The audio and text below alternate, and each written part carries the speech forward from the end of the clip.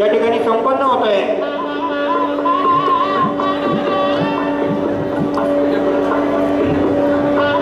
कार्यक्रमाला आलेल्या सर्व दूध उत्पादक, सर्व शेतकरी सर्वांचं या ठिकाणी मनापासून स्वागत करतो।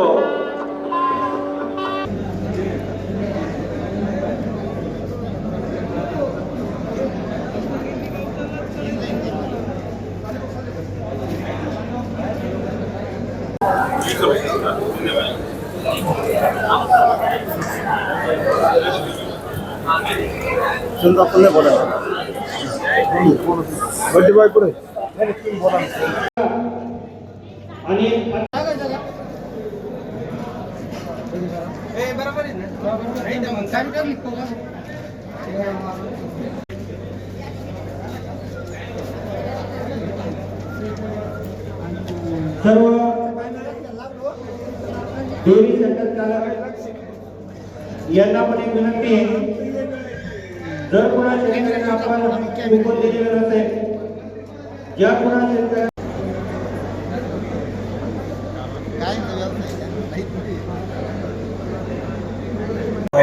आमच्या पाथरे येथील पाथरे गावचे माननीय सरपंच श्री मच्छू चिने यांच्या वाढदिवसानिमित्त आज भव्य असं कृषी प्रदर्शन या ठिकाणी आयोजित केलेलं आहे। प्रथमतः मी आदरणीय मच्छू चिने यांना वाढदिवसाच्या अनंत अशा शुभेच्छा देतो आणि सर्व शेतकरी या ठिकाणी उपस्थित आहे। रक्तदान शिबिर, बॉडी चेकअप शिबिर, ECG वगैरे असे अनेक उपक्रम या ठिकाणी मच्छूभाऊच्या माध्यमातून या ठिकाणी करण्यात आलेले आहे। तरी भाविक सज्जन या उपक्रमाचा अतिशय सुंदर असा लाभ घेत आहे। तरी आणि या ठिकाणी दूध उत्पादकांसाठी लकी ड्रॉ पण ठेवलेला आहे। त्यामध्ये शेती उपयोगी अनेक वस्तूंचा या ठिकाणी त्यांनी उपक्रम त्यामध्ये ठेवलेला आहे। त्यामध्ये शेतीविषयी चारा कुट्टी असेल, दूध गाय धुण्याचं मशीन वगैरे असेल, असे त्या लकी ड्रॉ त्यांनी ठेवलेलं आहे। तरी आदरणीय मच्छू भाऊ यांना पुन्हा एकदा मी आमच्या पाथरे ग्रामपंचायतच्या वतीनं हार्दिक शुभेच्छा देतो। धन्यवाद। आज या ठिकाणी पाथरे गावचं अतिशय एक ऑलराऊंडर नेतृत्व, आमचे सर्वांचे आधारस्तंभ, ज्यांनी समाजकार्यामध्ये स्वतःला झोकून दिलेलं आहे, सरपंच काळामध्ये अतिशय ज्यांनी चांगलं समाजोपयोगी काम केलं आहे, अशा या आमच्या आधारस्तंभाचा आज वाढदिवस तोही अतिशय आगळ्या पद्धतीनं साजरा करायचा असा मानस सर्व ज्यांच्या त्यांच्या हातून जे कार्यकर्ते घडले त्या कार्यकर्त्यांनी या ठिकाणी व्यक्त केला। आणि त्याच अनुषंगानं आज जर आपण बघितलं असाल तर शेतकऱ्यांना दुग्ध व्यवसायात येणाऱ्या अडचणी आणि मानवी जीवनात जगत असताना शरीराला जाणाऱ्या व्याधी, त्या सर्वांचं निराकरण करण्यासाठी सर्व एकाच छताखाली आज हे सर्व काही शाळा त्यांनी जी काही भरवलेली आहे त्याला जनतेतून निघणारा प्रतिसाद, गोरगरीब जनतेचे आशीर्वाद आणि या सर्वांच्या आशीर्वादानं ते आज या ठिकाणी समाजकार्य करतायत। त्या समाजकार्याचा त्यांचा आज वाढदिवस आहे। अतिशय जोमानं, जिद्दीनं आणि उत्स्फूर्त प्रतिसादानं आज सर्व कार्यकर्ते या ठिकाणी साजरा करतायत। आजपर्यंत त्यांनी जे काही समाजकाम केलेलं आहे निश्चितच समाजोपयोगी आहे। भविष्यातही त्यांच्या हातून अशीच समाजसेवा घडत राहो असे सर्व पाथरे ग्रामस्थांच्या वतीनं आज या वाढदिवसाच्या निमित्तानं त्यांना शुभेच्छा देतो। त्यांचं भावी आयुष्य सुखाचं, समाधानाचं आणि निरोगी जावो अशी साईबाबाची प्रार्थना करतो आणि थांबतो। नमस्कार, मी अक्षय काळे। आज या ठिकाणी फार मोठ्या प्रमाणामध्ये आमचे मित्र आणि ह्या पूर्ण पंचकृषीमध्ये ज्यांचं सगळ्यात जास्त समाजकारण करणारे आमचे नेतृत्व मच्छिंद्रभाऊ चिने यांच्या आज वाढदिवसानिमित्त मी प्रथमतः त्यांना मनापासून फार फार शुभेच्छा देतो। आमच्या पूर्ण काळे परिवाराकडनं शुभेच्छा देतो। आणि ह्या साई लक्ष्मी दूध संकलन केंद्राच्या मार्फत यांचं जे उपक्रम यांनी इथे चालू केलं आहे, 10% राजकारण आणि 90% समाजकारण हे सर्व घेऊन आमचे मच्छिंद्रभाऊ चिने या पंचकृषीमध्ये काम करत असतात। आज या ठिकाणी आपण बघत आहात की रक्तदान शिबिर असेल, इथे बायोगॅसच्या मार्फत लोकांना 1200 लोकांना कमीत कमी इथे त्यांनी लकी ड्रॉचं कुपन काढून चांगल्या पद्धतीचे बक्षीस देण्याचा प्रयत्न केला। इथल्या प्रत्येक दूध उत्पादकाला, प्रत्येक शेतकऱ्याला चांगल्या पद्धतीचा मान देण्याचा प्रयत्न आमचे मच्छिंद्र बोचिने यांनी केला. मी खरं तर सांगेल, असे फार क्वचित लोक असतात की जे समाजकारणाकडे आपलं पूर्ण सर्वस्व वाहून नेतात. त्यातले आमचे मच्छिंद्र बोचिने. मी प्रथमतः आणि परत एकदा सगळ्यांच्या वतीनं, सर्व इथल्या गावकऱ्यांच्या वतीनं, या पंचकृषीतल्या प्रत्येक नागरिकाच्या वतीनं मी त्यांना परत एकदा मनापासून शुभेच्छा देतो वाढदिवसाच्या. आणि येणाऱ्या काळामध्ये असंच त्यांच्या हातून चांगल्या पद्धतीचं कार्य, समाजासाठी काहीतरी देणं पण लागतो, अशा हिशोबाने चांगलं कार्य त्यांच्या हातून घडावं अशी मी साईबाबांच्यांनी प्रार्थना करतो आणि थांबतो.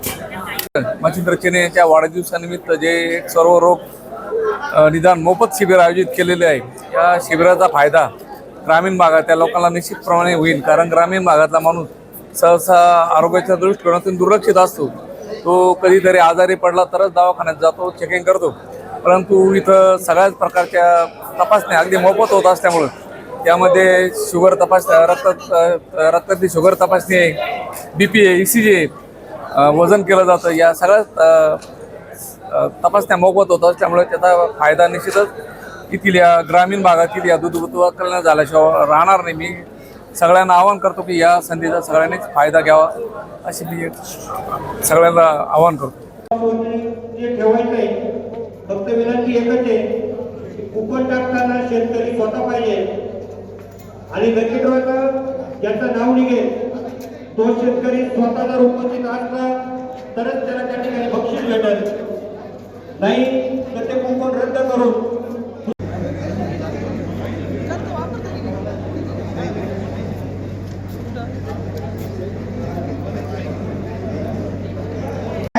बॉक्स मध्ये टाकून द्यायचंय.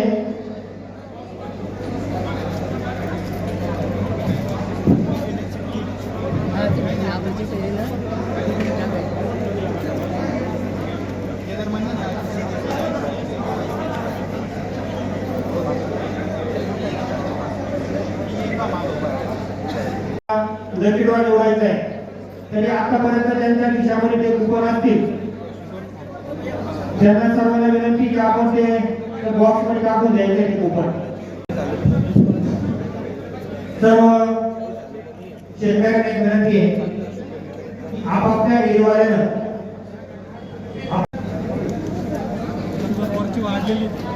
शुगर वाढलेली, ऑर्डर लागली 172 आली.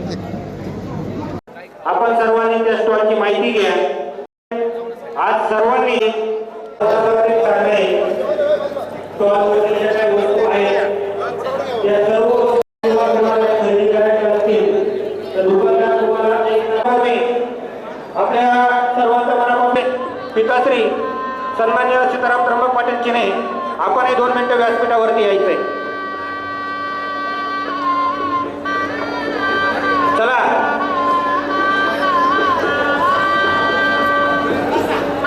स्टॉलवाल्यांना विनंती आहे, स्टॉलवाले, सर्व स्टॉलवाले फक्त 5-10 मिनिटं थांबा.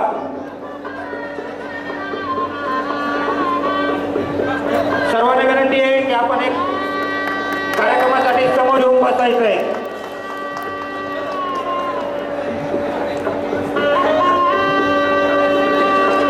सरपंच किसनराव माळी, मारेगावचे सरपंच रश्मी जिने, साईलक्ष्मी पतसंस्थेचे सन्मान्य vice chairman Santosh Dhavan, Arun Tajane vice chairman जामनदी, सुनीलजी ढाणे साहेब अध्यक्ष रोटरी क्लब सिन्नर, अक्षयजी काळे या ठिकाणी संपन्न होत आहे.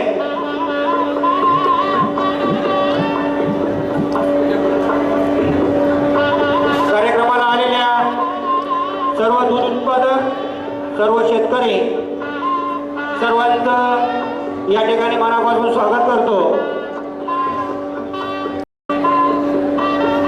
गुलाबराव निमसे, टाकळी मिया गाडीपण संस्था, रोटरी क्लब ऑफ सिन्नर सर्व मेंबर, त्यांचे सर्व अध्यक्ष, उपाध्यक्ष, त्याचप्रमाणे आज या कार्यक्रमाच्या निमित्ताने जे रक्तदान शिबिर या ठिकाणी आयोजित केलेलं आहे त्या रक्तदान शिबिराचे आपले स्वागत करतो. त्याचप्रमाणे या कार्यक्रमाला उपस्थित असलेले आमचे एस्टर बायोसायन्सचे टेक्निकल हेड डॉक्टर विकास बुद्रुक साहेब, त्याचप्रमाणे डॉक्टर अमोल आडबाई साहेब, हे दोघे डॉक्टरांचा आपल्याला पशुधन संगोपन, आजाराचं नियंत्रण, लसीकरण या विषयांवर आपल्याला खूप मोलाचं मार्गदर्शन मिळणार आहे आणि आपल्याला एक शेतकऱ्यांसाठी हा प्रशिक्षण वर्ग आयोजित करण्याचं या कार्यक्रमाच्या रूपाने आपल्या आधारस्तंभ आणि दूध संस्थेचे आपले चेअरमन साहेब असतील, माजी सरपंच साहेब असतील, माननीय श्री मच्छिंद्र सीतारामजी चिने साहेब यांनी हा योग घडवून आणला आणि हे सर्व आपल्यासाठी उपलब्ध केलं आणि आपल्याला ही एक संधी दिली त्याबद्दल त्यांचा तर आता सत्कार इथं होणार आहे, त्यांचा वाढदिवस पण आहे, पण तरी एका या कार्यक्रमाच्या प्रास्ताविकामध्ये त्यांना पण मी खूप खूप धन्यवाद देतो, त्यांचे आभार मानतो, त्यांच्यासाठी सुयश चिंतितो. हेस्टर बायोसायन्सचे 6 व्यक्तींची मॅनेजर, ZSM, RSM ही टीम आलेली आहे, त्यांचे पण पुन्हा एकदा स्वागत करतो. त्याचप्रमाणे लुटीम फार्मा लिमिटेड त्याही कंपनीचे साहेब, RSM त्यांचे ZSM, स्काय हे या कंपनीचे पण एरिया मॅनेजर रिप्रेझेंटेटिव्ह या कार्यक्रमाला उपस्थित झाले, त्यांचे मी या ठिकाणी आभार मानतो, स्वागत करतो. त्याचप्रमाणे एक्सेलार फार्मा या कंपनीचे पण एरिया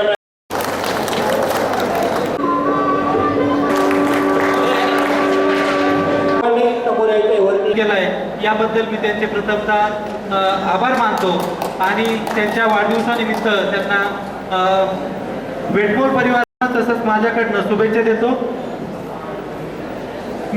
पशुपालक मित्रांनो, जर आपण या भागाचा अभ्यास केला तर मागच्या आपल्या आजोबांपासून पंजोबापासून तर आपल्या आताच्या पिढीपर्यंत म्हणजे मागील 4 पिढ्यांपासून आपण हा दुग्ध व्यवसाय करतोय.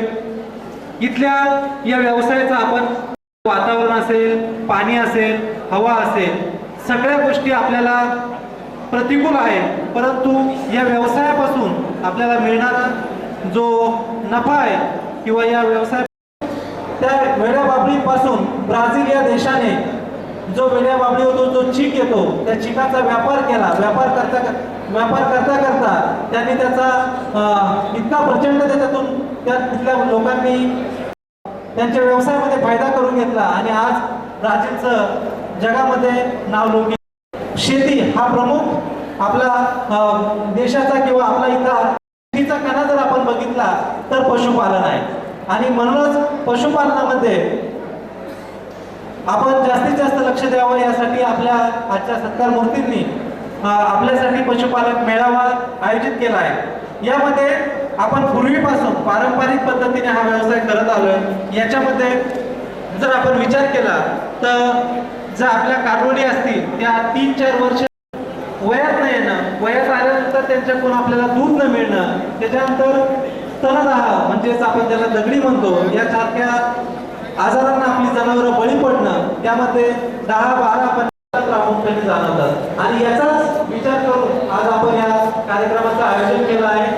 मित्रांनो, मी माझ्या आपल्या लेक्चरच्या मला एक गोष्ट क्लिअर करतो.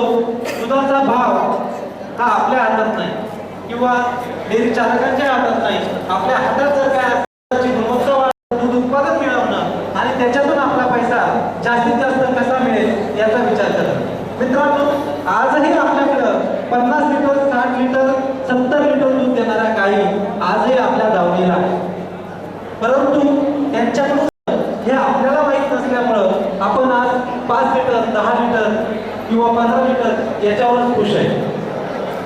म्हणजे तिची अनुवंशिकता आणि इथं आपण कमी पडलो. ते अनुवंशिकता तिच्यामध्ये असताना सुद्धा आपण कमी कुठं पडलो याचा जर विचार केला तर सर्वात महत्वाचं कारण म्हणजे आहार व्यवस्थापन आपलं व्यवस्थित नाही. याच्यामध्ये ओला चारा, वाढलेला चारा आणि पशुखाद्य यांचा समतोल कसा राखायचा, याचं संतुलन कसं करायचं हेच आपल्याला आजपर्यंत न उलगडलेली समस्या आपल्यापर्यंत आहे आणि म्हणूनच आपल्या जनावर उत्पादन मिळत नाही. याचा जर विचार केला मेगा स्वीट असेल, शुगर ग्रेज असेल, या चाऱ्याचा वापर करून आपण मुरघास बनवू शकतो. परंतु मुरघास बनवायचा कसा, मुरघास वापरायचा कसा याच्याबद्दल सुद्धा थोडासा काही लोकांमध्ये संभ्रम आहे, तो मी आज थोडासा दूर करतो. मित्रांनो, मुरघासासाठी आपल्याला जो चारा वापरायचा आहे तो चाऱ्याचं उत्पादन हे 60 दिवसापर्यंत तो चारा फुलावत आला पाहिजे आणि त्याचा मुरघास आपण बनवला पाहिजे. मुरघास बनवताना आपण डायरेक्ट वाटेल तेव्हा ज्यावेळेस आपल्याला कामगार उपलब्ध असेल त्यावेळेस आपण तो चारा कट करतो आणि त्याचा मुरघास बनवतो, हे काही योग्य नाही.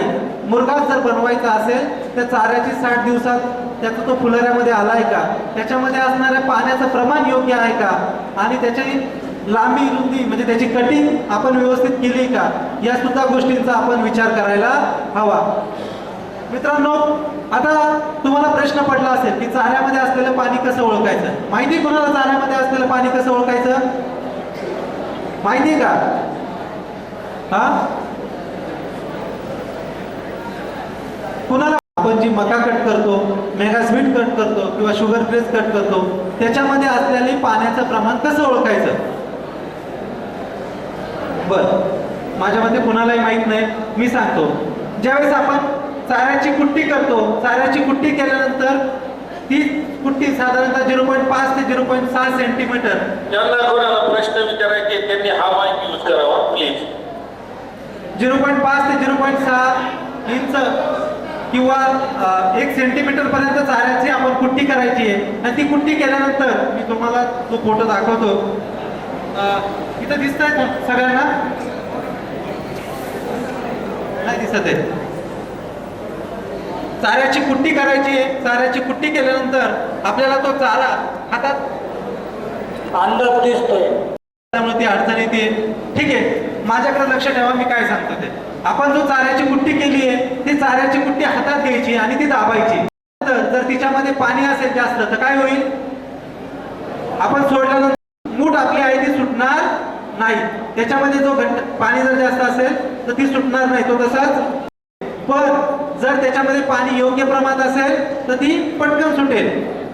पाणी थोडंसं म्हणजे 70 ते 60% असेल तर तो गोळा हळूहळू सुटतो आणि 65% जे योग्य प्रमाण आहे ते 60 ते 65% दरम्यान असेल तर ते जर आपण ती गोळा बनवला म्हणजे मूठ घेतली आणि सोडला तर तो लगेच सुटतो.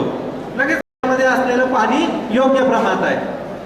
ठीक आहे. त्याच्यानंतर दुसरं म्हणजे जो आपण चारा लावलाय तो चारा योग्य फुलाऱ्यात आलाय का नाही हे ओळखण्यासाठी जर मका असेल तर मक्याचा आपण कधी तोडल्यानंतर जे बिया असतं त्या बियामध्ये 2 लाईन असतात. माहिती कुणाला? एक व्हाईट लाईन असते. ती व्हाईट लाईन किती आहे याच्यावरून चारा आपला परिपक्व झालाय की नाही हे ओळखता येतं. जर ती व्हाईट लाईन आणि येलो लाईन म्हणजे पांढरी रेष आणि पिवळी रेष याच्यामध्ये 50% अंतर असेल म्हणजे दोन्ही समप्रमाणात असेल तर आपण समजू शकतो की आपण लावलेली मका. त्याच्यानंतर तिला हवाबंद बनवायचं आहे. हवाबंद करण्यासाठी आपण खड्डा असेल किंवा आज सायलेज बॅग बाजारामध्ये उपलब्ध आहे त्या सायलेज बॅगचा वापर करून तिला व्यवस्थितरित्या दाबून घ्यायचं आहे. का दाबायचं आहे? का दाबायचं आहे? तिला हवा बंद करण्यासाठी. हवा विरहित बनवायचं आहे. त्याच्यामध्ये जर हवा गेली किंवा हवा जास्त आपल्या इथं दिसून येत आहे. म्हणून ती बुरशी जर लागू द्यायची नसेल आणि मुरघास व्यवस्थितरित्या चांगल्या कमीत कमी हवा त्याच्यामध्ये राहिली पाहिजे म्हणजे जास्तीत जास्त त्याला दाबलं गेलं पाहिजे, प्रेसिंग केली पाहिजे. जर बॅगचा वापर आपण करणार असो तर साईडने आपल्याला 2 माणसांना उतरून त्याच्याला दाबून घ्यायचं आहे किंवा जर आपला मोठा बंकर असेल तर त्या बंकरमध्ये त्याच्यानंतर 60 दिवस कमीत कमी 60 दिवस आपण त्याला हवा विरहित ठेवायचं आहे. मित्रांनो, याच्यामध्ये खूप साऱ्या सांगू शकत नाही किंवा कव्हर होतीलच असं नाही कारण थोडासा जास्त आपल्याला लागवायचा देखील नाहीये. वेळेस झाला पाहिजे. व्यवस्थापन व्यवस्थित करायचं असेल तर गाभण काळाचं व्यवस्थित तयारी करून घ्यायची. त्याच्या मला आल्यानंतर तिची नाळ कापायची. का ऑटोमॅटिकली कट होती? ऑटोमॅटिकली कट होत असेल आणि आपण तिला कापत नसेल तर सगळ्यात महत्वाचं इथंच आपण जर करायचं असेल कसं काय केलं पाहिजे मी थोडक्यात सांगतो. 1 मीटरवर नाळ्याची जी बाजू आहे तिला स्वच्छ धाग्याने परत खाली 0.5 ते 1 सेंटीमीटरवर त्याला स्वच्छ ब्लेडने कापून घ्यायचंय आणि जी उरलेली नाळ आहे, लटकलेली नाळ आहे, तिला जर आपण 8 ते 10 दिवस किंवा 3 ते 4 दिवस जरी टिंक्चर ऑफ आयोडीन मध्ये बुडवलं किंवा आयोडीनच्या द्रावणामध्ये बुडवलं तर त्या नाळेमधून ज्या पिल्लाला जाणारा संसर्ग असतो तो होत नाही आणि ते त्या वासराचं श्वासोच्छ्वास व्यवस्थित चालू घ्यायचा आहे. त्याच्यावर असलेलं चिकट द्रावण आपण कोरड्या फडक्याने त्यात जर बाळदण असेल किंवा पोता असेल तर पोत्याच्या याने त्याला खरडून घ्यायचं आहे जेणेकरून रक्तभिसरण त्याचं चांगलं चालू होईल. त्याच्यानंतर जर आपल्याला दुसरी पुढची काही काळजी घ्यायची असेल तर ती म्हणजे त्याला जे पहिलं त्याचं चिकाचं दूध आहे आईचं ते किती वेळात दिलं गेलं पाहिजे, चिकाचं दूध किती वेळात दिलं गेलं पाहिजे, हा कोण सांगू शकतो? अजून जे वासराला पहिलं दूध त्याच्या आईचं गेलं पाहिजे ते कधी गेलं पाहिजे? तुम्ही चिकाचं जे दूध असतं पहिले 15 ते 20 मिनिटात किंवा 2 तासाच्या आत त्याला पहिले त्याच्या आईकडून मिळालं पाहिजे. जार पडणे किंवा ना पडणे ह्याच्यावर त्या दुधाचा काही एक संबंध नाही. एक लक्षात घ्या, आपल्याला म्हणजे माणसाला त्याच्या आईकडून रोगप्रतिकार क्षमता जन्मताना किंवा पोटामध्ये असताना मिळते, परंतु जनावरांमध्ये तसं होत नाही. जी जनावरांना रोगप्रतिकार क्षमता मिळाली पाहिजे ती त्यांच्या आईकडून त्यांच्या पिल्लाला पोटामध्ये असताना मिळत नाही. ती रोगप्रतिकार क्षमता ही पहिल्या दुधामध्ये म्हणजे चिकामध्ये असते आणि त्याच्यामुळे तो चीक आत त्या पिल्लाला पाजला पाहिजे जेणेकरून त्याच्यामध्ये पहिलं जे शेण आहे ते पण पास होईल आणि त्या चिकामध्ये असलेलं 2-3 पट 4 पट जी जास्त असलेली रोगप्रतिकार क्षमता आहे. त्याच्यानंतर ही का करायचं, रोगप्रतिकार क्षमता कशी होती तर काही खड्डे असतात ते खड्डे जसेच्या तसं ते चीक ऍब्सॉर्ब करून घेतं, पण जसं त्याची कॅपॅसिटी त्याची संपती म्हणून जार किंवा वार पडण्याची वाट बघता कामा नये. त्याच्यानंतर त्याला जास्त न पाजता त्याला वजनाच्या 10% अशा पद्धतीने पाहिजे आणि नाळ कापेल. एवढं जरी केलं तरी तुमचं 75% वासरू जगण्याचं प्रमाण वाढेल. त्याच्यानंतर त्याला प्रथिनेयुक्त आहार देता वासरं कशी बनवायची याच्यासाठी वेगवेगळी उत्पादनं बाजारामध्ये अवेलेबल आहे. याचा देखील तुम्ही वापर करून आपल्या इथं आपली जनावरं 12 ते 13 महिन्यामध्ये लावू शकतात. त्याच्यानंतर प्रमुख समस्या आपल्याला जी भेडसावती गोचीड. किती जनावरांच्या गोठ्यामध्ये गोचीड आहे सर्वांनी सगळे बर. मग याच्यासाठी तुम्ही करता काय, गोचीडांसाठी काय उपाययोजना आपण राबवतो? गोचीडाचं औषध. बर, गोचीडाचे औषधं बदलले सगळं झालं तरी गोचीड आपल्या गोठ्यामध्ये अजून का आहे याचं कधी उत्तर तुम्हाला मिळालं का? नाही मिळालं. बर, मी थोडक्यात तुम्हाला आज इथं सांगायचा प्रयत्न करतो. गोचीड आपण निर्मूलन करतो परंतु गोचीड सर्वाधिक माझा प्रश्न नीट समजून घ्या, कुठं असतात गोचीड? कुठं असतात? हा माईक कुठे आहे तो माईक? बर, कासांमध्ये असतात. अजून बर, गावामध्ये एक. हा अजून जिथं गाया बसतात त्या ठिकाणी जास्त राहतात. बर, गाया बसतात तिथं असतात. नाही, माझा प्रश्न व्यवस्थित समजून घ्या.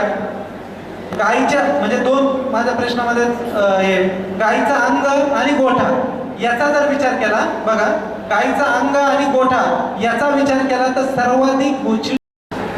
हॅलो, हा, आपण ज्या ठिकाणी गाय बांधलेलं राहतात तिथं दगड विटा असं डबल पडलेलं असतं, त्याच्या खाली जास्तीत जास्त गोचडाचं प्रमाण असतं आणि त्याचं व्यवस्थापन करणं आधी गरजेचं असतं. बरोबर बरोबर. मला हेच विचारायचं होतं की आपण 5% जे गोचीड असतात ते गायीच्या अंगावर असतात, 90 ते 95% गोचीड हे गोठ. आपण गोचीड निर्मूलन करताना कशाचा विचार पहिले करतो? गायीचा. माझा सांगण्याचा तोच उद्देश होता की गायीचा फक्त विचार न करता गायीच्या सोबत गोठ्याचा आपण विचार केला पाहिजे, म्हणजे 100% आपलं गोचीड निर्मूलन होईल. आता एक गोचिडांच्या जीवनचक्राबद्दल आपल्याला थोडक्यात माहिती देतो. गोचिडांचं जीवनचक्र जर बघितलं तर एक मादी गोचिड 4000 अंडी घालतं. किती? 4000. आणि 42 दिवसात या 4000 पासून 40 लाख गोचिड तयार होतात. किती? आणि आपण निर्मूलन किती टक्क्याचं करतोय? फक्त 5% गायीच्या अंगावरचं.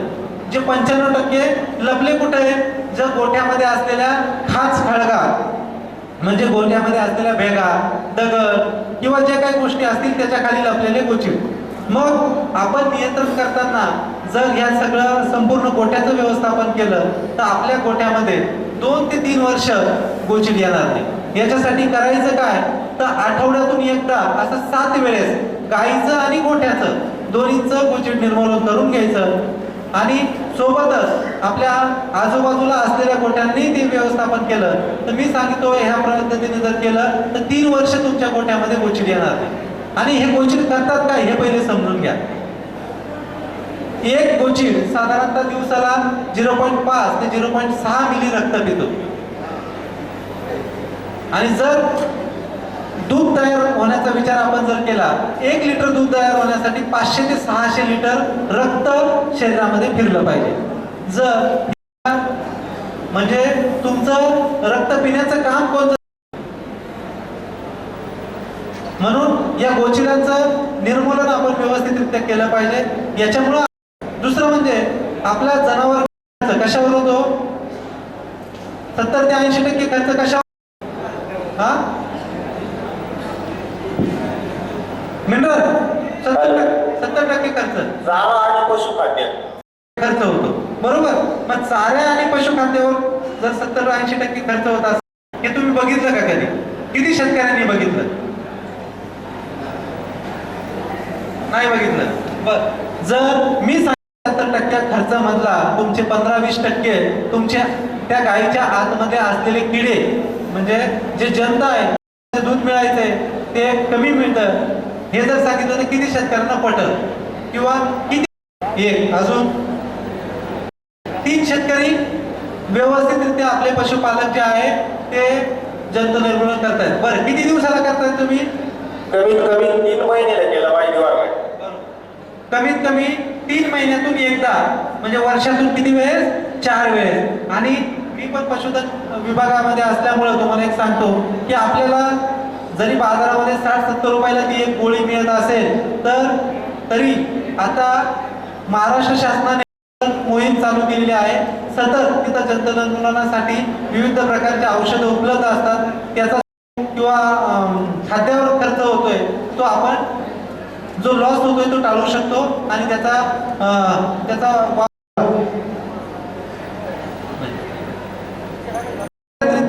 मी आपण आपल्याला जंत निर्मूलन असेल, गोचिड मधील स्तनदा असेल याच्यावर थोडंसं एक सांगितलं. एक महत्वाचा विषय राहिला तर वंधत्वासाठी किंवा वंधत्वामध्ये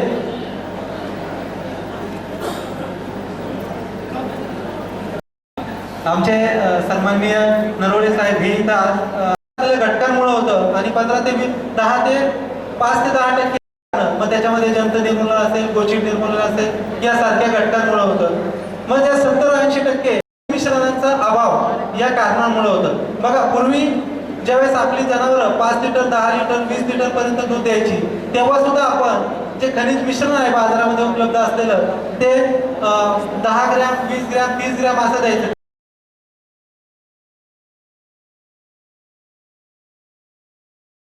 तरी पण आपण ते 10-20 ग्रॅमचं जे प्रमाण आहे ते कमी केलं नाही. आणि याच्यामुळे प्रामुख्याने आपल्या इथं वंधत्वाचं प्रमाण आपल्याला दिसून येतं. परंतु मी मागाशी सांगितल्याप्रमाणे जंत निर्मूलनाचं आपण व्यवस्थितरित्या जर केलं त्याच्यासोबत जनावरांच्या दूध उत्पादनानुसार त्यांना खनिज मिश्रण जर दिलं तर तिथं वंधत्वाचं प्रमाण तिथं आपल्याला कमी झालेलं दिसेल. त्याच्यासोबत जर वंधत्वाचं प्रमाण कमी झालं तरच आपल्याला वर्षाला एक वेत मिळेल. आणि वर्षाला एक वेत मिळालं तरच आपल्याला त्या जनावरांकडून आणि ज्या शेतकरी दूध उत्पादकांच्या भरोश्यावरती त्यांच्या जीवावरतीच म्हटलं तरी काही हरकत नाही. आपण गेल्या 25 वर्षापासून साधारण म्हणजे 1998ला मी दूध संकलन या गावात सुरू केलं होतं. साईतीर्थ दूध संकलन, साईतीर्थ दूध डेअरी म्हणून पाथऱ्यामध्ये त्यावेळेस अशोकराव रोमारे आणि त्यांचे सगळे सहकारी त्यांनी ती स्थापन केली होती. आणि त्या काळात मी नाशिकला होतो. परंतु माझ्या वडिलांनी आग्रह केला, कारण वडिलांचे मित्र मोहनदादा हबाळे हे होते आणि त्यांना सांगितलं का तुमचे चिरंजीव नाशिकला आहे, रेप्रेझेंटेशनचं काम करतात ते, तर आपल्या डेअरीसाठी त्यांना इथं बोलवून घ्या. तर मला त्यांनी या ठिकाणी वडिलांनी बोलवलं आणि त्या ठिकाणी मी त्या साईतीर्थ डेअरीमध्ये 98 पासून कामाला लागलो. आणि त्या ठिकाणी मी मला त्या करतो गाईपासून आणि ते दूध विकतो आणि त्याचे 2 पैसे मिळतात. परंतु हा व्यवसाय हा बोलत काय केलं पाहिजे, त्यात अजून काय सुधारणा केली पाहिजे आणि हा स्वच्छ हे बऱ्यापैकी लोकांना समजतं, परंतु काही लोक अजूनही पूर्वीपारप्रमाणेच हा व्यवसाय करतात. मग माझ्या मनात बऱ्याच दिवसाचं होतं तर आपले जे उत्पादक आहे या परिसरामधले जेवढे शेतकरी दूधचे सिन्नर रोटरी क्लबचे अध्यक्ष सुनीलजी ढाणे ते म्हणजे तुमच्या वाढदिवसाला तुम्ही दरवेळेस रक्तदान शिबिर करताय, तर मग ह्यावेळेस पण आपल्या रोटरी क्लबच्या वतीनं आपण रक्तदान शिबिर करूया. म्हटलं काय हरकत नाही. मग ते रक्तदान शिबिरचं सुरू झालं. मग ह्या कार्यक्रमामध्ये तोही कार्यक्रमाचा एक लगेच रक्तदान शिबिराचा बी कार्यक्रम या ठिकाणी सुरू झाला, करायचं म्हणून निवेदन झालं. नंतर समजलं का नाशिक येथील धर्माधिकारी साहेब सर जे हा स्पेशलिस्ट आहे नाशिकमधले, त्यांचे साईबाबा इन्स्टिट्यूट जी संस्था आहे, हॉस्पिटल आहे, ते वेगवेगळ्या गावांमध्ये हृदयरोग आणि मधुमेह डायबिटीस यावरती शिबिर भरवित असतात. या शिबिराचं ते त्यांचं बी आमच्याशी कॉन्टॅक्ट झाला का बुवा आम्ही या मेळाव्यामध्ये तिथं येऊ का. म्हटलं सामाजिक काम आहे, माझं काही हरकत नाही, तुम्ही जर आले तर आणखीन आमच्या कार्यक्रम शोभा वाढत. आणि ते सुद्धा या ठिकाणी आले. त्या असं म्हणजे ते झाल्यानंतर परत आमचे मित्र आहे अशोक वागचौरे साहेब, हे म्हणे अहो तुम्ही एवढा मोठा कार्यक्रम करताय, मग आपणही शेतकऱ्यांना जे मिनरल मिक्सचर असतील, जे मेडिकल असतील, ते आजपर्यंत लोकांना माहिती नाही, असे काही काही चांगले मिनरल मिक्सचर आहे, ते जर आपण पशुला दिले, गाईला दिले तर निश्चित गाईचे दूध वाढतं, त्यापासून जे काही फायदे ते आजार वगैरे होत नाही. हे सगळे स्टॉल वगैरे आपण बोलू. म्हटलं ठीक आहे, काय हरकत नाही. आणि त्यांचाही करेल आपलं या ठिकाणी स्टॉल लागले. मग परत मग माझ्या बी मनात आलं की आपण अजून काहीतरी केलं पाहिजे. मग आबाळे साहेब आहे, त्याच्यानंतर आमचे दैवत उद्योग समूहाचे जे चेअरमन आहे केशवराव शिंदे, ते म्हणे अहो तुम्ही एवढं करताय तर आपल्या इकडं गोबर गॅसचं आपण हे मोठं काम करतोय, शेतकऱ्यांना 12,500 रुपयामध्ये आज गोबर गॅस दिला जातोय म्हणे. म्हटलं ठीक आहे, मग काय हरकत नाही. त्यांनी लगेच डेमोसाठी एक विषय पाठवून दिला आणि तो योगेश नरोडे इथं रस्त्यावर येतानाच आपल्याला दिसल त्या ठिकाणी ते लगेच इन्स्टॉलेशनही झालं. म्हणजे ज्या गोबर गॅसची किंमत आज मार्केटमध्ये 50 ते 60,000 रुपये, तो त्यांच्या माध्यमातून आपल्याला फक्त 12,500 रुपयामध्ये आपल्या घरी जे काही गोबर म्हणजे गायचं शेण आहे त्यापासून तो गोबर गॅस तयार होणार आहे. म्हणजे जो महिन्याचा 800-900 रुपये आपला गॅसचा खर्च आहे तो पण वाचणार आहे. ती एक कल्पना पुढे आली. त्याच्यानंतर मग असं एक होत असताना म्हटलं आपण उत्पादकांसाठी काहीतरी दिलं पाहिजे. सगळ्याच उत्पादकांना देणं तर शक्य नाही, परंतु आपल्या शब्दावरती सगळे उत्पादक या ठिकाणी येणार आहे. मग काय केलं पाहिजे, मग अशी कल्पना आली. तर म्हटलं आपण एक लकी ड्रॉ काढू, म्हणजे जे आपले जेवढे उत्पादक आहे त्यांना एक लकी ड्रॉचं कुपन देऊ आणि ते कुपन त्यांना त्या कार्यक्रमाच्या दिवशी आल्यानंतर त्या एका बॉक्समध्ये टाकायला आणि कार्यक्रम संपला की आपण त्यातील लकी ड्रॉ काढू, ज्यामध्ये चाप कटर आहे, मिल्किंग मशीन आहे, आटा चिक्की आहे, त्याच्यानंतर कापकाश कटिंगचं मशीन आहे, STP पंप आहे आणि 11 जणांना गोबर गॅससाठी आपण ते 11 स्पर्धक काढणार आहे, म्हणजे विजेते काढणार आहे. 10% डेअरी हे त्यांचं पेड करणार आहे त्यांना गोबर गॅससाठी.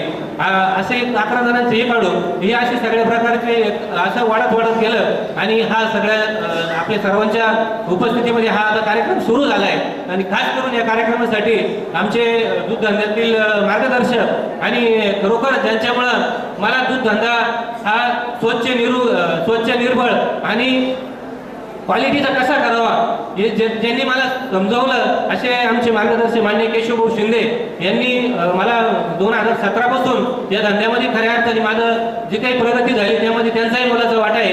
कारण आजपर्यंत दूध घेत असताना फक्त दूध घ्यायचं आणि विकायचं, आपलं येणं आणि देणं आणि शिल्लक हे 3 सूत्र आहे ती ह्या व्यवसायामध्ये आपण पाळले पाहिजे हे त्यांनी मला शिकवलं. मग त्यानंतर मी माझ्या उत्पादकांना शिकवलं की बाबा तुम्ही नुसतं दूध काढताय, गुणप्रत जर सुधारली, त्या दुधाची क्वालिटी जर सुधारली तर तुम्हाला कसे पैसे शिल्लक राहतात किती पैसे शिल्लक राहतात किंवा तुम्ही थोडंफार मिक्सिंग आलं असेल ते पाणी टाकून तेव्हा बऱ्यापैकी पूर्वजात लोकांची म्हणायचे तेव्हा दुधात थोडंफार तरी पाणी टाकलं पाहिजे, गाईची काच जळती वगैरे, ही एक गैरसमज.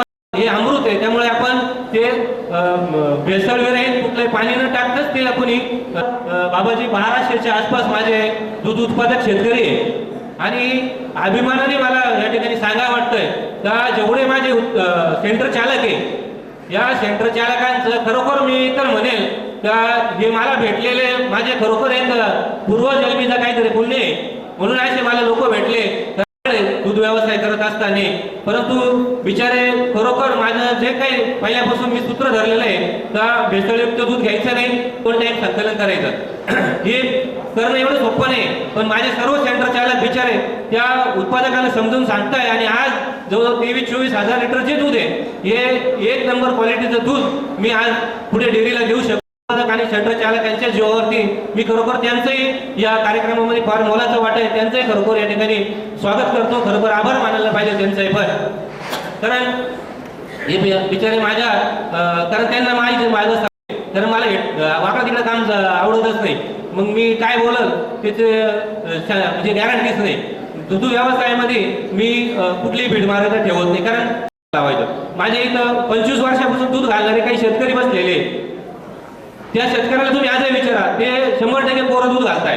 त्यांच्या घरी कधी गाय आजार तेव्हापासून दुसरीकडे दूध घालत असताना माझ्याकडे दूध घालायला सुरुवात केली. तुम्ही घरी गेले ऑब्झर्व करा निश्चित, कारण दूध हे अमृत आहे आणि ते जर अमृत म्हणूनच आपण जर विकलं तर परमेश्वर सुद्धा आपल्याला ते पुण्य लाभतंच आणि जे काही भविष्य आपल्या जे काही भाग्यवान आहे सगळे चांगले दूध मला पुरवठा करतात आणि पुढेही आपण असाच पुरवठा करायला अशी अपेक्षा व्यक्त करतो. आणि पण शेवटी मित्र कंपनीचा खूपच आग्रह होता, मी त्यांना करू नका आणू नका, पण आणला त्यामुळे मला नाही म्हणता येत नाही आणि जास्त वेळ सुद्धा तुमचा घेणार नाही. आपण कार्यक्रमाचा टाइम 12 ते 3 ही जे प्रशिक्षण आणि चर्चासत्र ठेवलेलं आहे ते आपल्या व्यवसाय करत असताना फार महत्वाचं आणि मोलाचं आहे.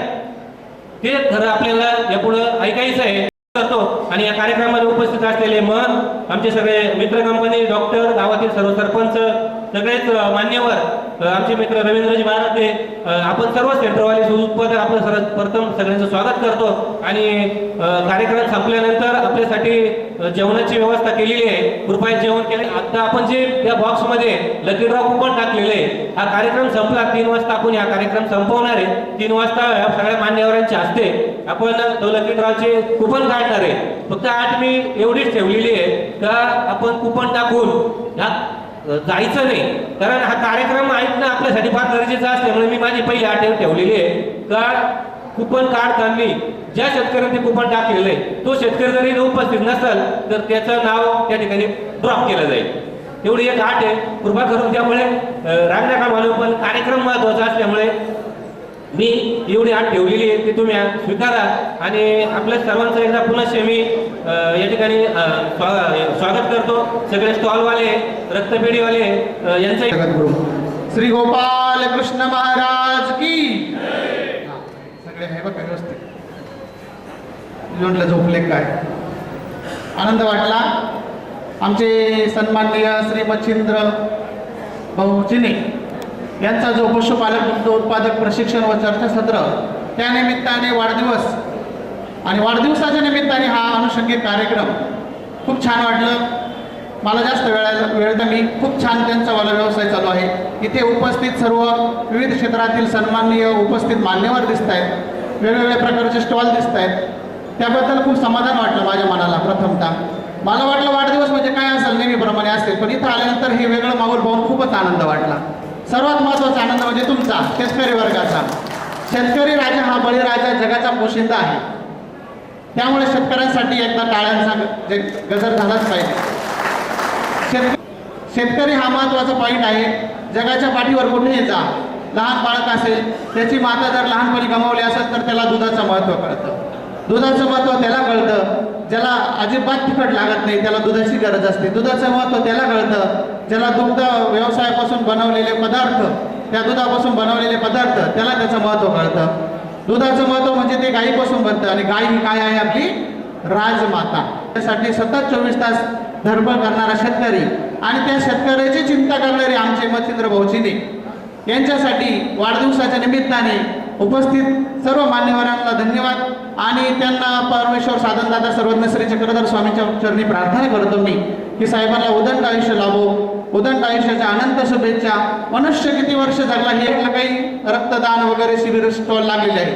जसे आमचे संजीवनी ज्यूस घेऊन बसले साबळे सर, ते कोनोलेचे 10 वर्ष सरपंच होतं बघा. त्यांना काही सुद्धा त्यांनी भारतमुक्त डायबिटीज भारतमुक्त अभियानामध्ये त्यांनी सहभाग घेतला आहे. त्याचप्रमाणे आमचे मच्छिंद्र चिने साहेबांचे थोरले बंधू इथे चण्यांचे ते जॉब करत असताना सुद्धा त्यांनी या अभियानामध्ये सहभाग घेतला आहे.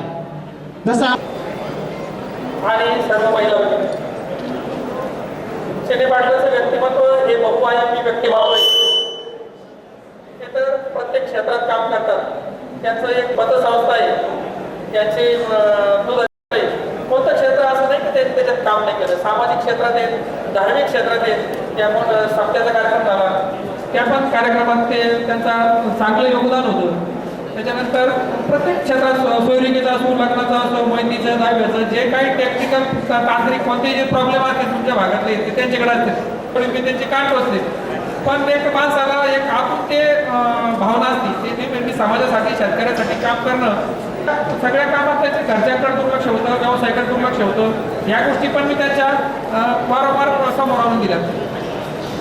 आता हे सर्व करत असताना त्यांनी वाढदिवसानिमित्त इतका सुंदर असा या ठिकाणी हा कार्यक्रम खऱ्या अर्थाने घडून आणला.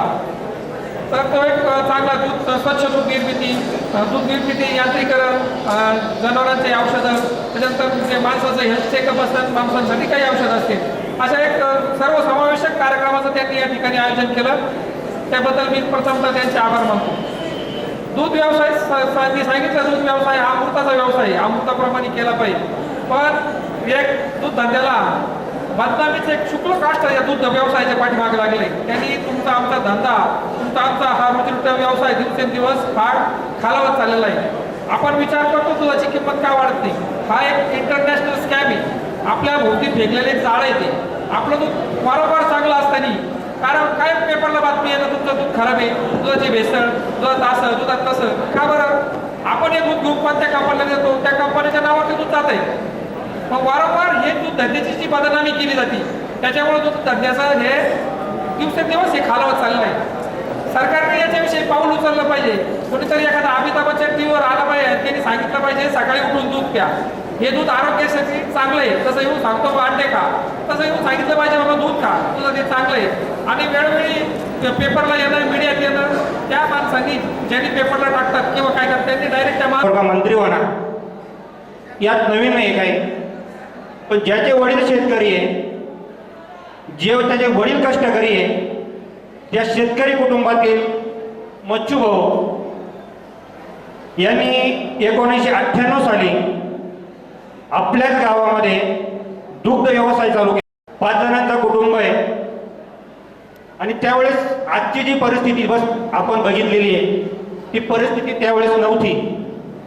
आम्हाला चांगलं माहिती आहे, जोवर आम्ही सुरुवातीपासून त्यांचे उत्पादक असल्या कारणानं ज्यावेळेस दूध घालत होतो त्यावेळेस त्यांनी पहिलं दूध खोडल कोपरगावला घातलं. त्या खोडलला जात असताना स्वतः मच्छू भाऊ त्यांचा गेरी आणि तेव्हापासून चालू केलेला हा दुग्ध व्यवसाय आजपर्यंत चालू आहे.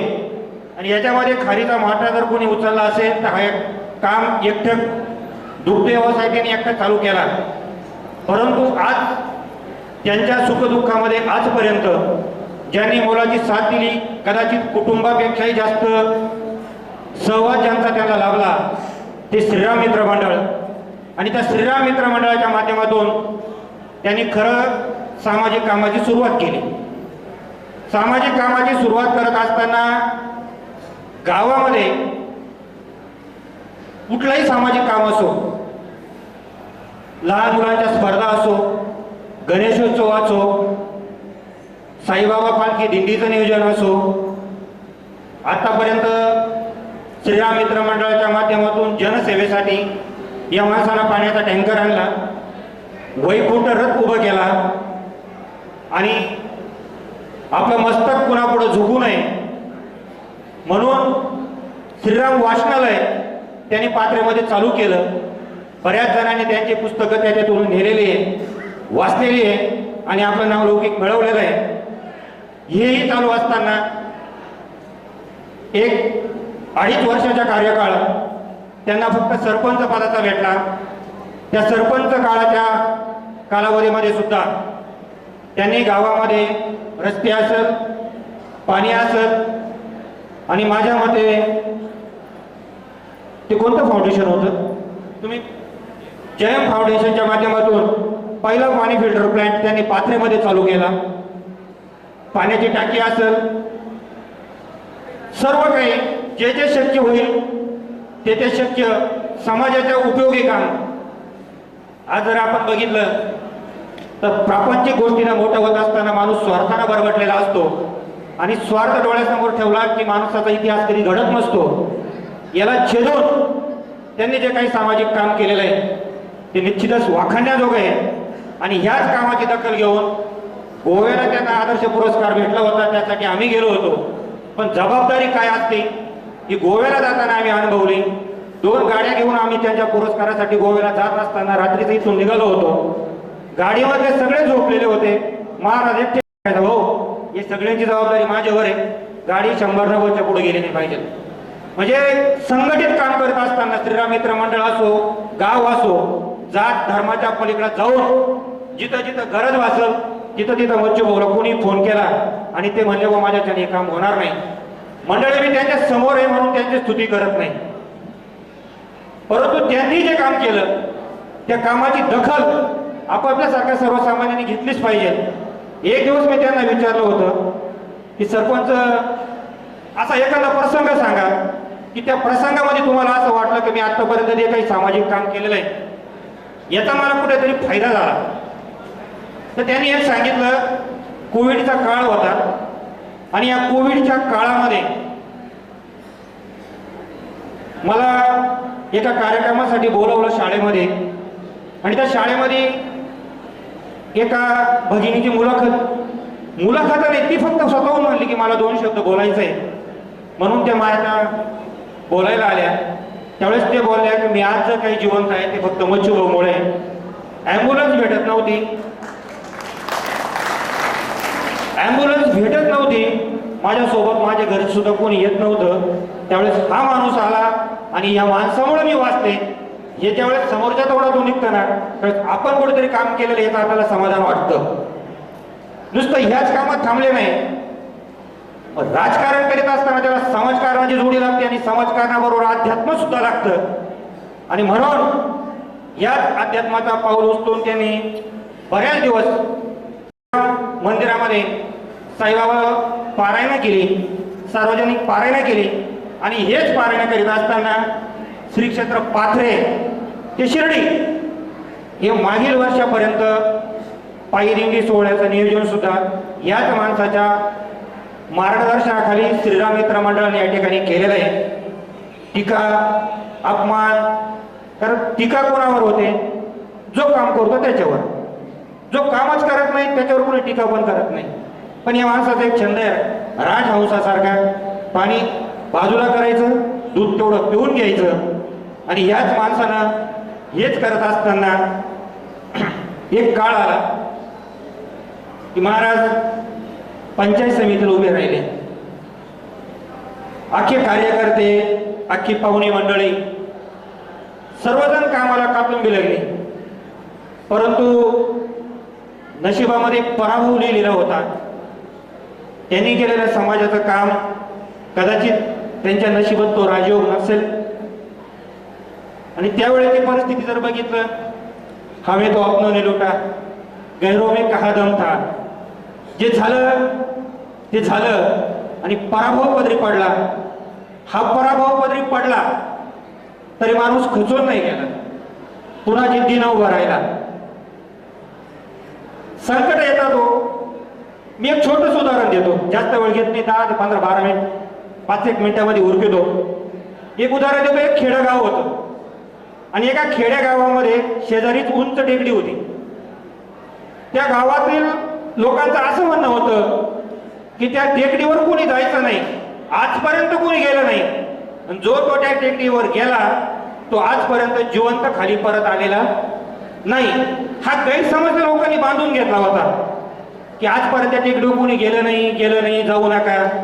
पण गावातील 8-10 तरुण गोळा झाले आणि ठरवलं की आपण एक स्पर्धा भरवायची. त्या स्पर्धेचं नियोजन असं करायचं की जो 1 नंबर त्या टेकडीवर जाईल त्याला आपण बक्षीस ठेवायचं.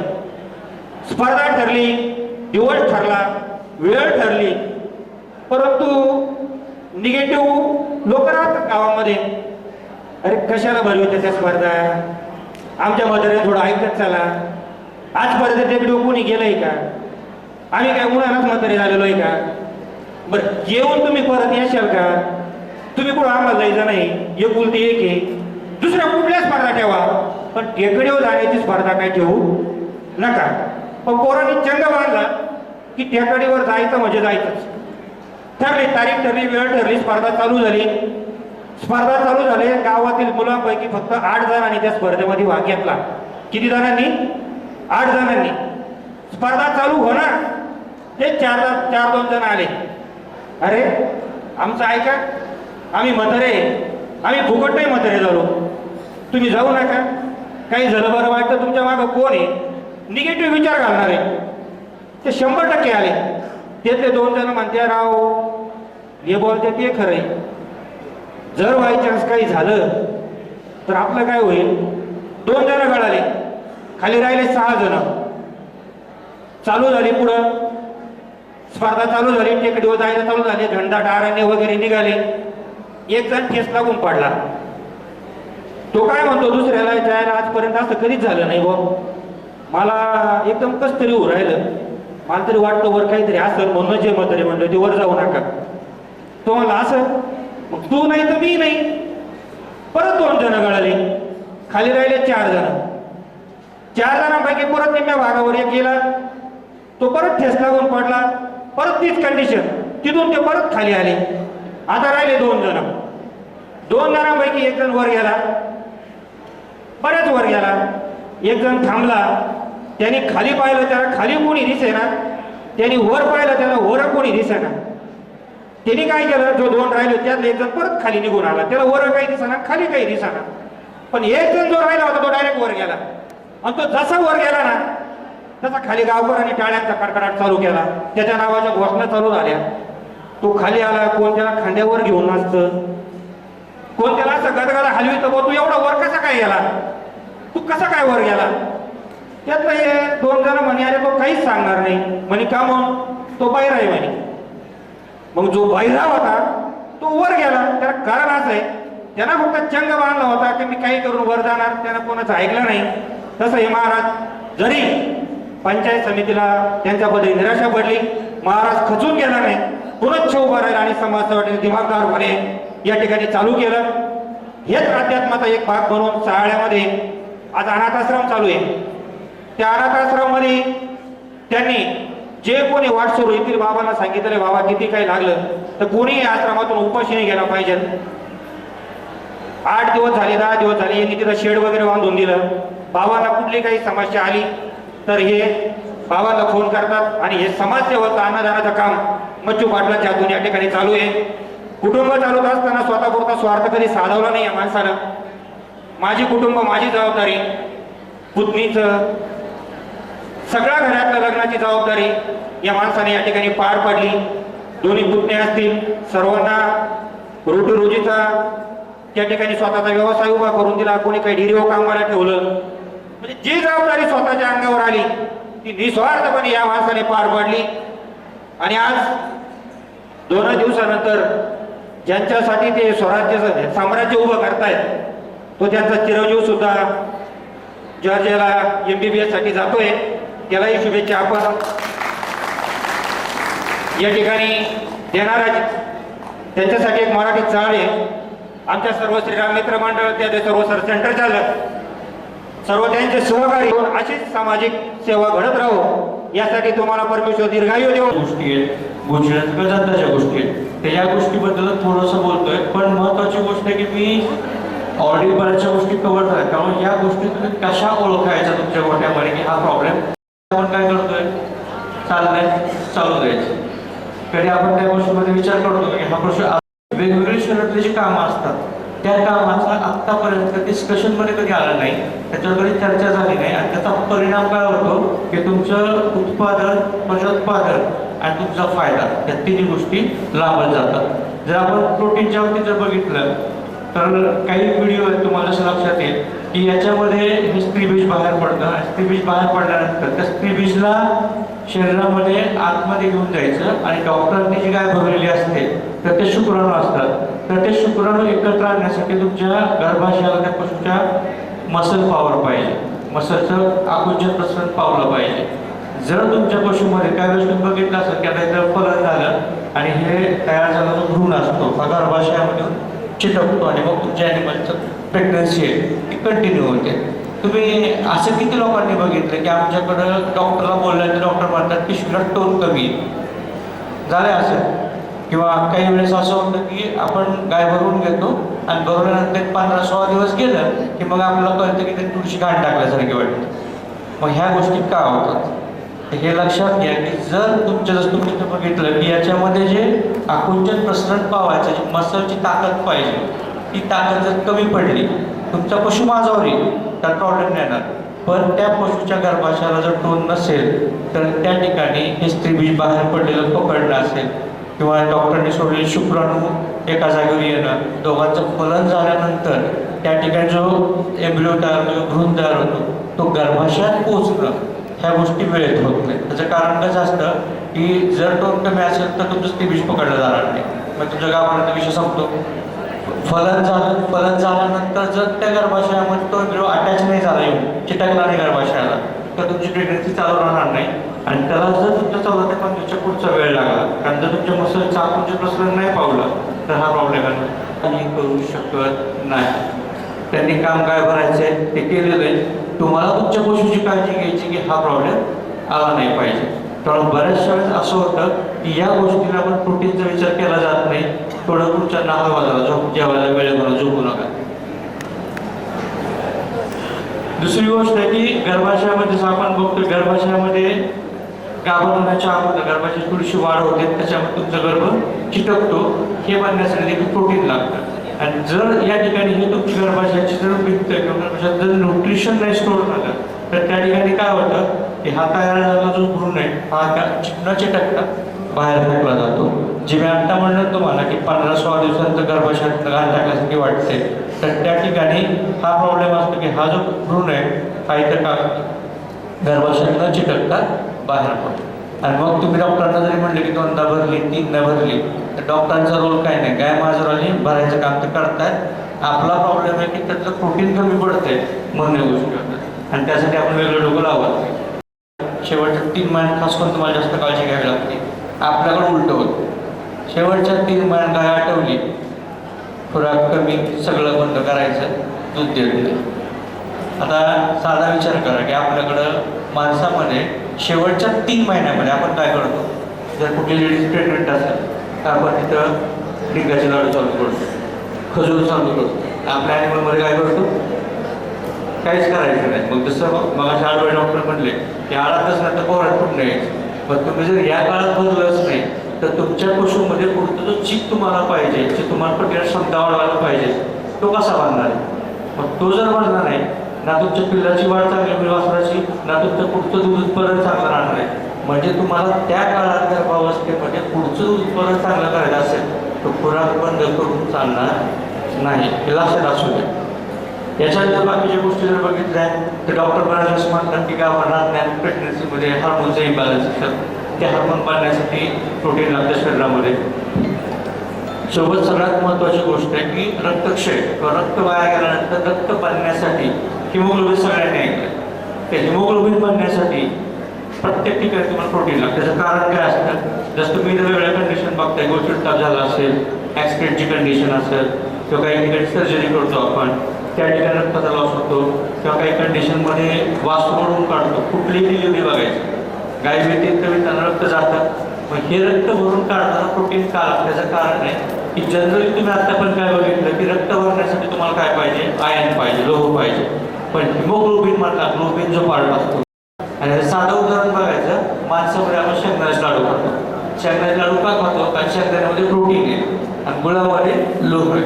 मग तुमच्या शेंगदाणे लाडूमध्ये गुळ किती असतात, शेंगदाणे किती असतात? म्हणजे माणसामध्ये आपण प्रोटीन देतो, पशुमध्ये आपण करत नाही. त्यामुळे तुम्हाला प्रोटीन देणं आवश्यक असतं, पण ते तसंच राहून जातं.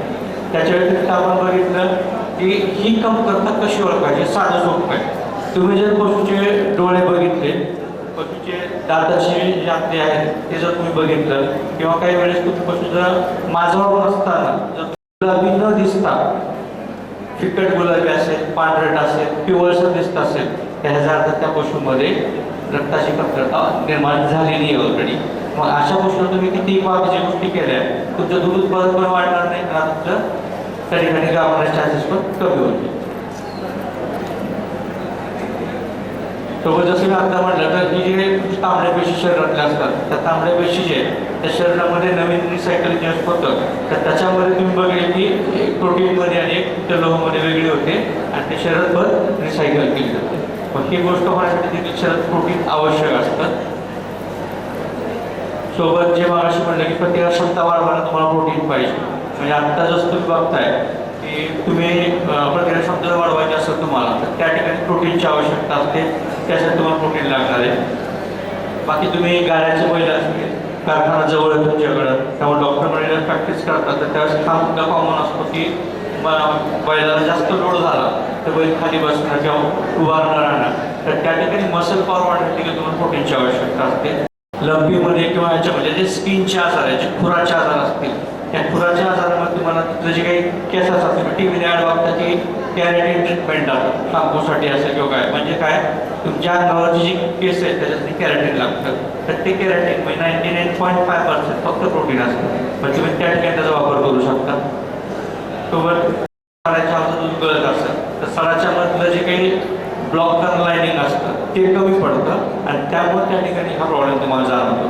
मग याच्या सुरुवातीला तुमचं दूध गळेल आणि नंतर हळूहळू तुम्हाला लक्षात येईल या कंडिशनमध्ये पुढं मास्टरायटिस स्तन धावण्याचं प्रमाण वाढतं. सड जो बंद करायचा आहे त्यासाठी आपली जी तुमची मसल आहे ती बनली पाहिजे आणि त्यासाठी तुम्हाला प्रोटीन लागतं. त्यामुळे धार काढल्यानंतर सर्वसाधारणपणे अर्धा ग्रॅम प्रत्येक लिटर प्रमाण हे आपली मसल निघून जात असते, ती बनवायचं काम जास्त ते प्रोटीन करतं. त्यामुळे जे तुम्ही म्हणता ना की जास्त जो लॉस आहे तो पर लिटर तुझा अर्धा ग्रॅम, म्हणजे त्या हिशोबाने जास्त राहतो.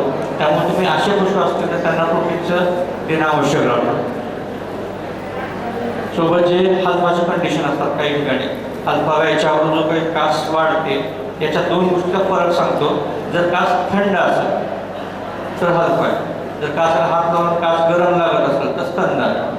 कारण तुमचं व्यायच्या काळामध्ये किंवा शेवटच्या 3 महिन्यामध्ये आपण धार काढायची बंद केली आहे, मग दूध खराब झालं किंवा नाही हे तुम्हाला कळणार नाही. मग या काळात प्रॉब्लेम काय होतो की नक्की स्तनदा झालाय का हलपा झालाय हे कळलं पाहिजे.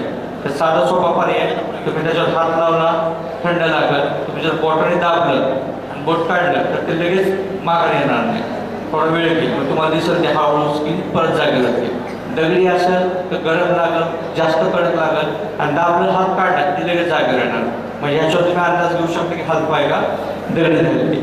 या काळामध्ये हलपा असेल तर हलपा हा मेनली प्रोटीन कमी पडले घेऊन. मग तुम्ही त्या काळात बाकी किती ट्रीटमेंटला केलं पण प्रोटीन जर नाही दिलं तर तुम्हाला त्या ठिकाणी.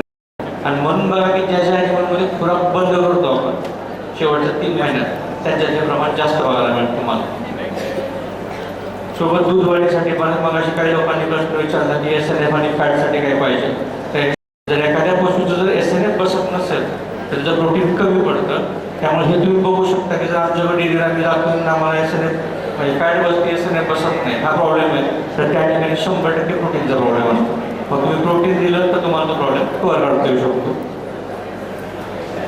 आता एक्स्ट्रा काय द्यावं लागतं त्याचं कारण सांगतो. 2 कारणं महत्त्वाचे. एक तर तुम्ही जे काही खायला घालताय त्यातनं त्याला मिळत नाही. त्याचं पहिलं कारण सांगतो काय, तुम्ही गोळी पेंट किती देतात किंवा पेंट डेप काढणं जे तुम्ही म्हणतात हे तुम्ही कसं कॅल्क्युलेट करता तुम्ही सांगू शकाल का की माझा एक 20 लिटरच्या पशुला किती द्यायला पाहिजे तुमच्या अंदाजाने?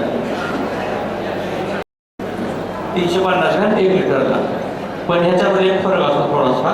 शरीर चालवायला 2 किलो, शरीर चालवायला 2 किलो आणि प्रत्येक दुधाच्या मागात 300 ते 400 ग्रॅम. म्हणजे जर तुमचा पशु 15 लिटर दूध देत असेल, 15 लिटर दूध देत असेल तर 300 ग्रॅम कमीत कमी म्हणजे 15 ते 45 म्हणजे 4.5 किलो ते कशासाठी गेली, दुधासाठी गेली. आणि शरीर चालवायला किती पाहिजे, कमीत कमी 2 किलो म्हणजे 6.5 किलो 5 लिटरच्या ॲनिमलला पाहिजे. आता टोटल दिवसाचं उत्पादन त्या हिशोबाने द्यायचं असतं. मग तुमचं टोटल दिवसाचं उत्पादन 15 असेल तर तुम्हाला 6 किलो लागणार, 20 असेल तर हे 6 किलो प्लस ते 2 किलो तुम्हाला प्रोटीन तुम्ही आता माझ्या अंदाजाने त्या हिशोबाने कॅल्क्युलेट करून तुमच्या कुणीच तेवढी गोळीपेट्ट या नावाने प्रॉडक्ट आहे म्हणजे तुम्हाला प्रोटीन सप्लिमेंटेशन चांगलं आहे. फॉर्ममध्ये इझिली फिडिंग करू शकताय. 1 लिटर 2 लिटर 5 लिटर आणि 20 लिटर पॅकिंग अवेलेबल आहे. दुसरी महत्त्वाची गोष्ट आहे की आता हे प्रोटीनचं झालं. आता दुसरा महत्त्वाचा मुद्दा काय आपल्याला सगळ्याकडे स्तनदाबद्दल मी बोलणार नाही जास्त, ऑलरेडी मग थोडंफार डिस्कशन झालं आहे. सगळ्यात एवढं माहिती आहे की कासनं दूध येणं खराब झालं की मासाटीच झालं, बरोबर. आता मासाटीच का होतं त्याचं पहिलं कारण काय आहे, सगळ्यात महत्त्वाची गोष्ट आहे दार काढल्यानंतर आणि म्हणतं जे स्थळ आहे तर तुमचं जवळपास 20 ते 25 मिनिटं कमीत कमी ओपन असतं. आणि जे काही इन्फेक्शन आहे ते इन्फेक्शन इथून आतमध्ये जाणार आहे. म्हणजे तुमचं महत्त्वाचं काम एकच आहे, धार काढल्यानंतर जर अर्ध्या तासापर्यंत तुम्ही त्या स्थळाला प्रोटेक्ट करू शकले तर स्तन व्हायचं प्रमाण तुमचं 70 ते 80. मग तुम्हाला फक्त महत्त्वाचं टास्क आहे की आतमध्ये बॅक्टेरिया नाही गेला पाहिजे, एवढंच तुमचं काम आहे. मग हे काम करायचं तुम्ही एक पर्याय कुठला वापरू शकता, साधा सोपा, की आपण बऱ्याच वेळेस काय करतो, धार काढताना खायला टाकतो. तेच जर तुम्ही धार काढल्यानंतर खायला टाकलं तर पशु काय होईल, खाण्याच्या नादाने उभा राहणार आहे. म्हणजे तुम्हाला त्या ठिकाणी जे काही खाली बसून बॅक्टेरिया आपल्याला चान्स होतात तो तुम्ही कमी करू शकता. नाहीतर त्याच्यामध्ये तुम्हाला इन्फेक्शन झालं, मास्टरचं दूध जातं, दूध कमी होणं किंवा काही सड बंद होणं त्या गोष्टी पण होते. मग अशा कंडिशनला काही लोक ते ठरवण्यात असतात तर त्याच्यासाठी पोस्ट म्हणून एक आहे महत्त्वाची माहिती तुम्हाला. त्याच्यात पहिला फायदा का तुम्हाला की सराला लावलं पण नाही लावलं, मग तुम्ही फक्त ग्लासात जरी घेतलं तुम्ही सड बुडवलं तरी चालू शकतो. हे काम बारका बरोबर करू शकतो. आणि करायला किती वेळ लागणार आहे, 4 सड फक्त बुडवायचे म्हणजे जर 2 मिनिटाच्या आत 5 जर असं होऊ शकतं, एवढं पटकन काम होतं. त्याचा महत्त्वाचा फायदा काय होतो तुम्हाला की पहिली गोष्ट तुम्हाला लक्षात येतं लावून पण की हे लावलं का नाही लावलं, म्हणजे खरंच लक्ष ठेवायला सोपं पडतं. दुसरी महत्त्वाची गोष्ट आहे, लावल्यानंतर पूर्ण थंड पडतं. म्हणजे आपण जे ओढलेला सड असतो त्या सडाला थंड आवाज येतो की जेणेकरून सड इझिली लवकर वाळून जातं. आणि पुढची धार काढेपर्यंत सड पूर्ण धुईपर्यंत त्या ठिकाणी जे लिक्विड पूर्णपणे सडला ठिकाणी साईडला ग्लास पण बुडवलं तर तिथून पुढं वरचे 12 तास कमीत कमी सुरकुत्या पडल्या असतील, बारीक बारीक क्रॅक्स असतील तर ते तुम्ही इथं बघू शकता की हे फिल्टर्स फोटो हे अशा पद्धतीने जे आहे ते सड एकदम स्मूथ होणं, सॉफ्ट होणं तुम्हाला बघायला मिळेल. म्हणजे सडाची क्वालिटी वाढणार. ही गोष्ट का महत्त्वाची पडते की तुम्ही एखाद्या विकायला गेलं तर लोक पहिले काय बघतात, कास बघतात. गोष्ट तुम्ही बघू शकता. जनतेच्या बाबतीत जर बघितलं तर सगळ्यात महत्त्वाचा मुद्दा जो मागाशी म्हणाला होता, तुम्ही चाऱ्यावर 70% खर्च करता, बरोबर. चाऱ्यावर तुम्ही जनता असतील तर 40% जनता खाली. म्हणजे तुम्ही असतं पाठीमागच्या बाजूला जर तुम्ही एखाद्या ॲनिमल गोटा साफ करून निघून गेले आणि परत जर तुम्ही आणता ॲनिमलच्या पाठीवर असतो गोटा फवारायचा असेल तर तुम्हाला 4 ml चा डोस असतो. म्हणजे तुम्हाला डोस थोडा जास्त लागतो त्या ठिकाणी. तुम्ही जर कमी डोस घेत असाल आणि मग तुम्ही गव्हाण किंवा जवळचं परिसर करणार असाल तर त्या ठिकाणी तुम्हाला फरक पडणार नाही, गोष्ट तशीच राहते. तेव्हा तिथं तुम्हाला 4 ml चा डोस देणं आवश्यक. ते फुगलेलं असतं पूर्ण आणि बाकी बॉडी फुगलेली असते. अशा जर कंडिशन की पोट फुगलं आहे ते झालं असतं. काही वेळेस पाणी जास्त पिलं जातं, म्हणजे वासरामध्ये तुम्ही बघितलं ते खाली सोडले पहिलं पाणी सुटतं फक्त. मग अशी कंडिशन असेल त्याच्यामध्ये चालण्याचा प्रॉब्लेम चालू आहे. त्या कंडिशन तुम्हाला कधी वाढणार आहे, ज्यावेळेस शरीरामध्ये ताण प्रॉब्लेम वाढते, तुमच्या पशु उत्पादन जास्त आहे, वातावरण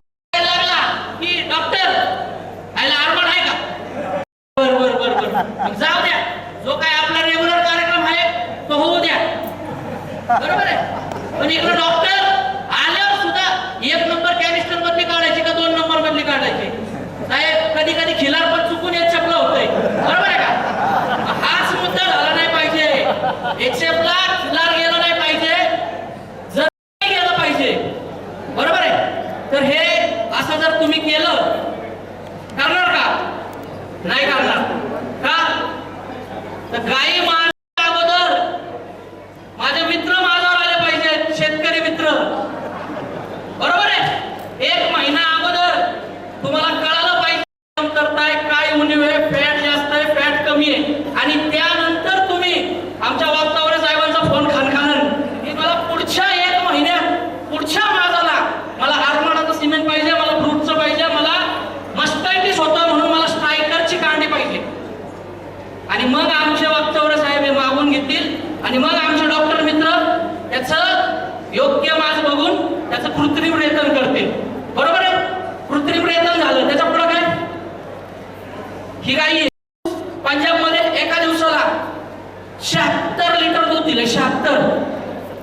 76 लिटर दूध. चेअरमन किती जण आहे तिथं? जर दूध आणायचं असेल तर कमीत कमी 5 गावले लागतील आपल्याकडे. लागतील का? टप आहे जवळजवळ 12-13 वर्षाचं. त्याच्यानंतर जर बघितलं त्या कासावून वाटतंय का 76 लिटर? ताई वाटतंय का? पण आपण गोडेगावच्या बाजारात, काष्टीच्या बाजारात, लोणीच्या बाजारात पार झोळ मारूस तर कास, त्या काशाला बिबा लावून आणणार आणि मग त्याच्यावर किमती. बरोबर आहे? मग ही अशी सिस्टीम पाहिजे का आपल्याला? नाही. बरोबर आहे? त्याच्या पुढचं कास कशी पाहिजे? कास गोलाकार पाहिजे, मेन काशी पाहिजे, पण झोळ जो आहे तो तोंडाकडे पाहिजे. आणि इकडं बघा बरं, तोंडाकडे झोळ आहे का? दोन्ही फाउंडेशन स्ट्रॉंग झालंय, फाउंडेशन. आणि याच्यामध्ये वासरू तुमचा अगदी अलगदपणे बाहेर पडत. म्हणजे माझ्या डॉक्टरने एवढं नका बोलू, आहे का नाही? थोडे मला हात घालू द्या. जास्त हात घातलं तर वागतावर साहेबांकडे 25 तारखेला परत यायचंय. बरोबर आहे? 26 तारखेला 26. आणि मित्रांनो, आजपर्यंत तुम्हाला किती जणांनी येऊन डॉक्टरांनी सिमेंटची कोणती कांडी आहे, कोणता कलर आहे एवढं सांगितलं हो? कोणताच नाही. नरवाडे साहेब, नरवाडेचा मी कधी कालचा एम्प्लॉई आहे. साहेबांनी सिमेंट स्टेशनला काम केलेलं आहे. आज 15 वर्ष झाले. मी माझी कमतरता सांगतोय. जर 15 वर्ष फील्डला काम करतोय, माझ्या मित्राला लाल कांडी एक चपला वापरायची, हिरवी कांडी कशाला वापरायची हे कळत नसेल तर किती पुढं नेऊन ठेवलाय महाराष्ट्र माझा. बरोबर? आपल्याला काय कळतं? नाही, आपल्याला काय कळतं? रेल्वेची तिकीटं काढायची, एका बोगीत 8 जणांनी बसायचं, पंजाबला जायचं, आणि जी गाई तो माणूस म्हणतो ना घेऊ नको, इकडं 51,000, 55,000, 65,000 बॉर्डरला सोडावी लागते. एक गाई इथं आल्यावर सोडावी लागते. बरोबर आहे? म्हणजे 9 गाया 7च गाया उरल्या. मग शेवटी काय उरत नाही दादा, करायचंय का मग धंदा? मग हे चिन्ह पाटला सारखी शेतकऱ्याची मुलं जातील का वर? तर नाही केलं तर काय होणार? बरोबर आहे? तर कांड्यांचा कलर कोणता आहे, कोणत्या गाईला कोणती कृत्रिम रेतनाची कांडी आहे तुम्हाला अजिबात सांगणार नाही. त्यांना तेवढा टाइम आहे का? नाही. तर हे कोणी विचारायचं? टाळी जर लीक झाली असेल तर मोटर बदलता का? टाळी बदलता ना? बरोबर आहे ना? माझ्या गाईला फॅट वाढवायचंय, माझ्या गाईला सरांनी मगाशी सांगितलं सोमॅटिक सेल स्कोर तुम्हाला निवडायचे. हे निवडत असताना कोणाकोणाच्या जावई आणायची, लेक सून आणायची. मग कुठं मेवण्याला पहिला बायोडाटा जुळाजुळा होती का नाही? मग रिजेक्ट. मग परत मावशींकडे जातो, 2 तोळे जमल का बाई? नाही जमणार, वाढून पाहिजे. म्हणजे तिथं किती चर्चा होती, पण गाई लावताना अजिबात नाही. तर ही जशी मुलांचे तुमच्याकडे बायोडाटे असतात, तसे या वळूंचे बायोडाटे, वंशवळी आहेत. याच्यावरनं तुम्ही भविष्यामध्ये तुमच्याकडे काय करायचंय आणि काय नाही करायचं हे ठरवू शकता. आतापर्यंत भारतामध्ये जे होत होतं ते आपल्यासारख्या शेतकऱ्यांच्या गोठ्यांवरती चांगलं कृत्रिम रेतन करून नर वासरू जर आला तर त्या नर वासराला सिमेंट स्टेशन घेऊन जात होते आणि त्याच्यापासून परत वीर्य मात्रा काढायचं काम करत होतं. पण हे ABS 80 वर्षापासूनची कंपनी आहे आणि ह्याचं 1 दिवसाच्या जन्मलेल्या वासराच्या कानाच्या सॅम्पलवरनं पुढच्या भविष्यातल्या 40 वर्षाची यशोगाथा हे मांडतात, पृथक्करण मांडतात. आणि त्यावेळेस माझ्या शेतकऱ्याला कळतं की मला जर मस्टायटिस कमी करायचं आहे तर मला स्ट्रायकर वापरावं लागेल, मला मॅजिक वापरावं लागेल, मला फॅट वाढवायची तर हॅपर वापरावं लागेल, मला जर वासरू सुस्थितीत बारीक वजनाचं पाहिजे असेल तर मला पायपर बुल वापरावं लागेल. आणि त्यानंतर तुम्ही तुमच्या गोठ्यामध्ये सुस्थितीत वासरं जन्माला घालू शकतात. वासरं जन्माला घालण्यापर्यंत विषय आला. जर वासरू एखाद्या वेळेस थोडं अडलेलं असेल आणि ते वासरू थोडस ओढायची गरज पडत असेल तर काय तुमच्या मनात येतं बरं? हा काय येतं? बांधावं लागतं ना. पण मनात काहीतरी येत असेल ना. बरं जाऊ द्या, चला. हा माणूस आहे, तिथे एक कोपऱ्यात माणूस बसलेला आहे, गाई खाली झाली, डोक्याला हात लावलाय. काय झालं असेल? हा मोठ्याने बोला ना. वरा झाला म्हणजे 1.25 किलो मारुतीचं मंदिर, घंटानाथ, अख्ख्या गावात शेरणी वाटावी लागती. का इतका सन्नाटा काय चुकीचं नाही बोललो मी तर आणि जर आपल्याला वंश वाढवायचा असेल तर मुलगा बरोबर आहे पण इकडं कालवड पाहिजे बरोबर मग कालवडीचं प्रमाण किती आहे आपल्याकडं कमी आहे मग त्याच्यासाठी काय ऑप्शन आहे आपल्याकडं काय उपाययोजना करू शकतो तर त्यासाठी भारतामध्ये एबीएस इंडिया आणि EST जेनेटिक्स ह्या दोनच कंपन्या काम करतायत आणि त्याच्यात 90% सगळ्यांनी जरा चिमटे घ्या एकमेकाला 90% होतं 90% कालवड किती ती रेत मात्र वापरल्यानंतर आपल्या गोठ्यात 90%च मादी वासरू जन्माला येणार आहे 4, 2, 5, 6, 7, 8% तुमच्याकडं नर वासरं येऊ शकतातच बरोबर है आपका ज़्यादा समय ना लेते हुए बस 5 मिनट में अपनी बात को ख़त्म करना चाहूँगी और बस इस 5 मिनट में चाहूँगी आपका ध्यान पूरा मेरी तरफ हो अभी हम गोदरेज कैटल जेनेटिक्स आपको मेरी आवाज़ आ रही है साहब ओके अभी हम गोदरेज कैटल जेनेटिक्स जो हम कंपनी है हम नवनाथ डेयरी के साथ मिलकर एक नई तकनीकी पर काम कर रहे हैं उसका नाम है एम्ब्रियो ट्रांसफर टेक्निक कहने का मतलब गर्भ प्रत्यारोपण तकनीक उस पर काम कर रहे हैं शॉर्ट में समझाना चाहूँगी कि क्या होता है इसमें हम अपनी लैब में हमने बायो सिक्योरिटी लैब नासिक में एक लैब तैयार करके रखी है वहाँ हमारे कुछ जानवर हैं कुछ 1700 जानवर हमने रख रखे हैं अंदर और उसमें हमने लैब में बच्चा तैयार करते हैं 7 दिन का 7 दिन का बच्चा तैयार करने के बाद जो आपके घर में कालवड़ी होती है उसको हम न्यूट्रिशन 7 दिन का आपकी कालवड़ी में या फिर गाय में आगे ट्रांसफर करते हैं ठीक है अभी बच्चा बनाने के लिए क्या चीज़ें चाहिए होती है 2 चीज़ें चाहिए होती है एक माँ की तरफ का बीज एक पिता की तरफ का बीज चाहिए होता है तो जैसे आप क्या करते हैं आप जिस दिन गाय हीट पे आती है आपकी तो आप सीमेंट डालते हो बट हम क्या करते हैं सीमेंट डालने वाले दिन आपके यहाँ पिशवी साफ करते हैं कुछ 20 दिन का प्रोटोकॉल होता है उसमें हम 20 दिन में हम इंजेक्शंस लगाते हैं इंजेक्शंस लगाने के बाद हम 7वें दिन बच्चा ला करके ट्रांसफ़र करते हैं ये क्यों करते हैं जैसे मान लीजिए अभी आपके यहाँ कोई भी जानवर होगा जो 15-20 लीटर दूध दे रहा होगा मान लीजिए 20 या 25 लीटर दे रहा होगा अभी उत्पादन बढ़ाने के लिए आप क्या करेंगे आप दुग्ध उत्पादन अगर उसका 25 लीटर है आपको अगर चाहिए कि मेरी गाय 50 लीटर दूध दे तो आप क्या करेंगे अच्छे से अच्छा बुल का सीमेंट डालेंगे कितने भी अच्छे बुल का सीमेंट डालेंगे आप 2 साल 3 साल में एक नया जानवर तैयार करेंगे आपका 25 लीटर का गाय कितना दूध देगा साथ साथ 28 30 28 ऐसे कर करके आपको कम से कम 20 25 30 साल लग जाएंगे एक 11,000 लीटर तक दूध पहुंचाने में तो हमारा क्या है हम बस उपलब्ध करा रहे हैं और हमने क्या करा है एम्ब्रियो जो डालेंगे कि जो हम बच्चा डाल रहे हैं उसमें हम अपने यहाँ और जो बेस्ट सीमन हम डाल रहे हैं तैयार कर रहे हैं बच्चा डायरेक्टली हम आपके हमको कुछ भी ज़रूरी नहीं है कि आपके यहाँ बहुत अच्छी नस्ल की गाय हो आपके यहाँ सादी देसी क्रॉस ब्रीड कोई भी गाय हमको चलेगी बस उसका वजन अच्छा होना चाहिए खान पान अच्छा होना चाहिए हम आएंगे आपकी गाय चेक करके वो बच्चा डालेंगे और जो बच्चा आपकी गाय का नहीं मतलब गाय को वो बच्चा देने वाली है उसका दूध उत्पादन 40 45 50 लीटर तक सिर्फ 2 साल का आणि खरंच आपण आपल्या वाढदिवसाचं औचित्य साधतो इतका मोठा दूध उत्पादकासाठी समाजासाठी समाज उपयोगी कार्यक्रम घेतला त्याच्याबद्दल सुद्धा आपलं कौतुक करतो आणि आपलं अभिनंदन करतो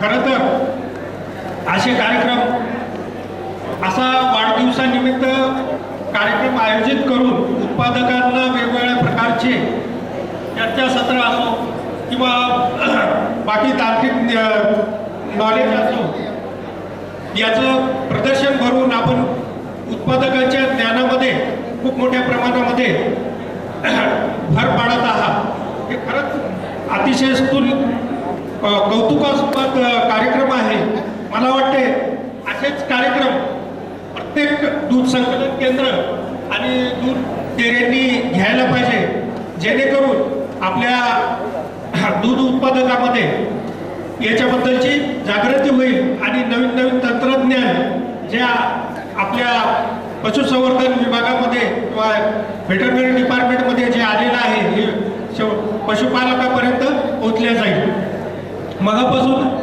मी ऐकत होतो अतिशय चांगल्या प्रकारचे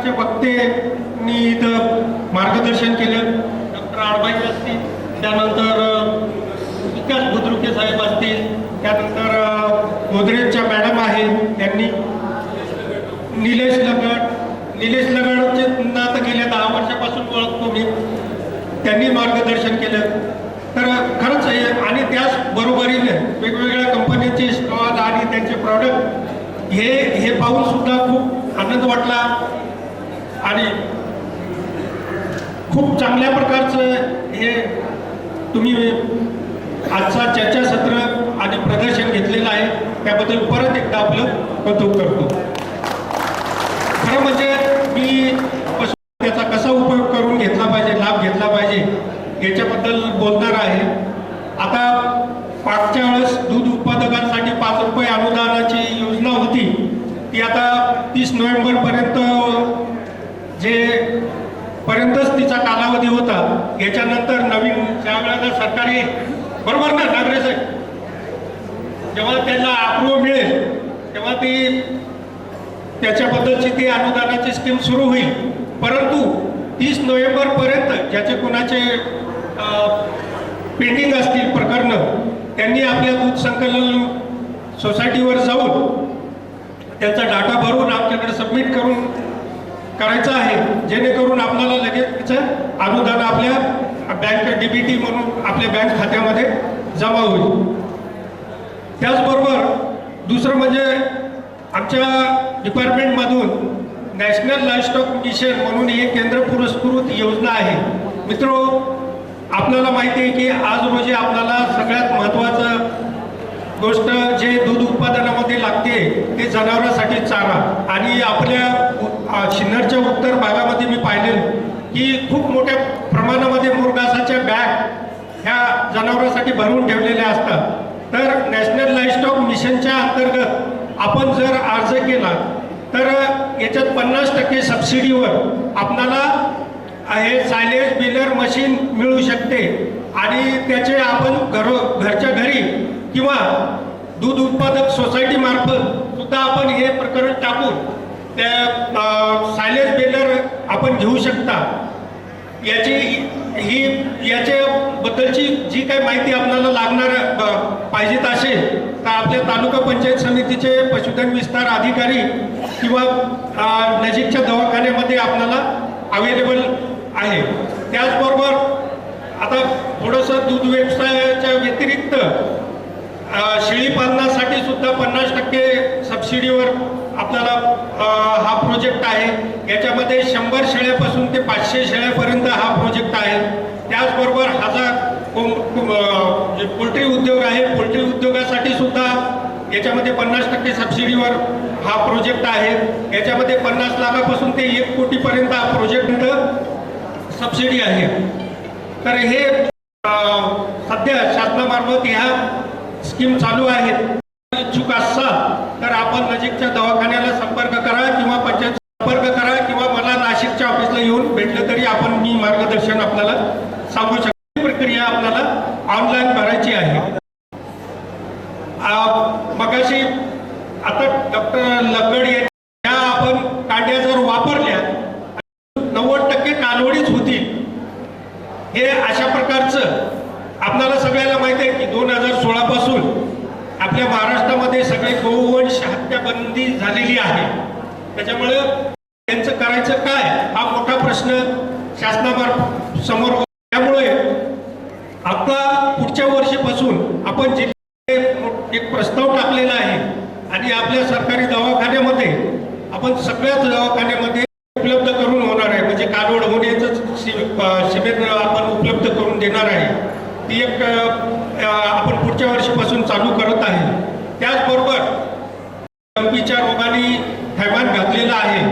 तर दरवर्षी आपण लंपीची लस टोचत आहे आणि ही लस दरवर्षी आपण टोचून घेण्यात यावी, जेणेकरून ज्याच्यामुळे आपल्याला आपल्या जनावरांना लंपीचा आजार येणार नाही. त्याचबरोबर दुसरं, दरवर्षी आपण लाळ फुरकुदाची लस सुद्धा टोचत असतो. ती पण आपण सर्वांनी लस टोचून घ्यावी, ही पण मी आपल्याला कळवतो.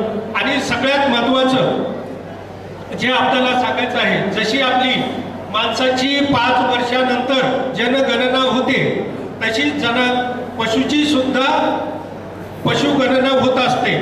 तर ती ती पशुगणना आपण गेल्या महिन्यापासून 1 डिसेंबरपासून सुरू झालेली आहे.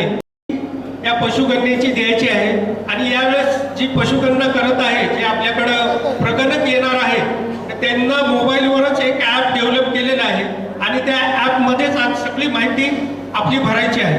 त्याचबरोबर ज्या आपल्या गाई म्हशींना कानामध्ये बिल्ला नसेल, जे 12 आकडी जो अंकाचा बिल्ला आहे, हे अंक बिल्ला म्हणजे त्या जनावराचा आधार कार्ड आहे आणि या आधार कार्डच्या आधारेच आपल्याला माहिती आहे की आताच्या 5 रुपयाचं अनुदान ज्याच्या कानामध्ये बिल्ला आहे अशांनाच आपण ते अनुदान दिलेलं आहे.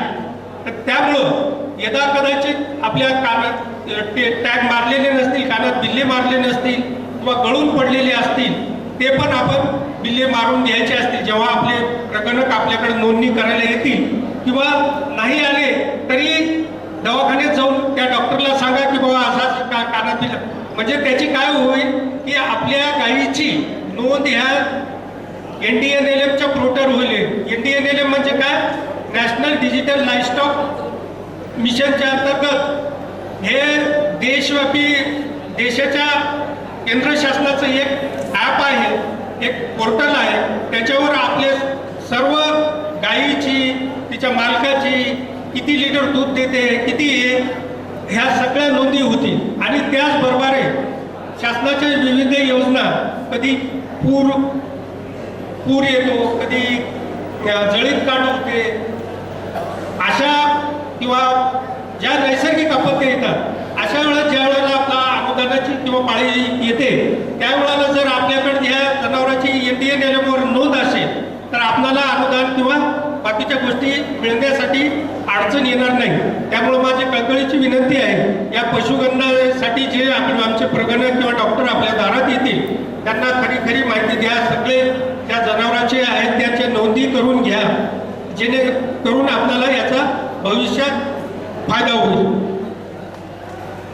अशा अजून बऱ्याच स्कीम आहेत, आपण त्याच्याबद्दलची माहिती आपण नंतर विस्तृतपणे देऊ. आपण बराच वेळ झाला. अनुदान असेल किंवा पशुसंवर्धन विभागातून वेगवेगळे उपक्रम राबवत आहे आणि चिने साहेबांनी आज त्यांच्या वाढदिवसानिमित्त हा नाविन्यपूर्ण जो उपक्रम राबवला आहे त्यामुळे ते कौतुकास्पद आहे. तर मी प्रथम चिने साहेबांचं परत एकदा अभिनंदन करतो, त्यांना वाढदिवसानिमित्त शुभेच्छा देतो आणि दूध उत्पादकांच्या असाच म्हणजे पुढे भविष्यात त्यांची वाटचाल हो, त्यांची आर्थिक उन्नती प्रगती हो, एवढे बोलून मी माझे 2 शब्द संपवतो.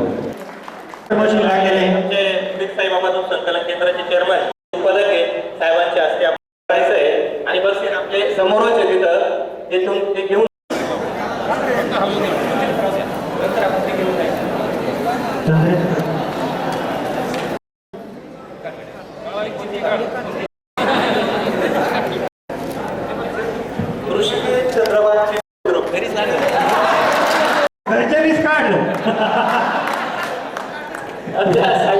उत्पादन संकलन केंद्राचे येते बॉक्सवरच मी केलंय.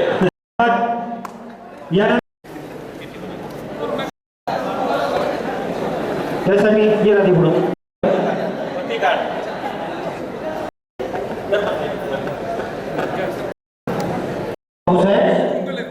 काढणार आहे गोबर गॅससाठी.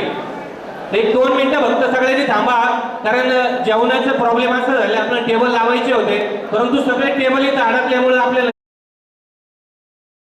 केंद्र चेअरमन आमचे मित्र गणेश गोवायराड यांच्या उत्पादकांना गोबर गॅसचं 10% सवलतीचं कुपन मिळणार आहे, त्यांना हे बक्षीस आपण देत आहे. चिने अमोल शिवाजी, धन्यवाद. यानंतर दुसरं बक्षीस आहे चिने आणि शिवाजी आले ना, त्यांना ते स्वास्तिक दूध संकलन केंद्राचे उत्पादक आहेत. धनंजय राधाकिशन कदम,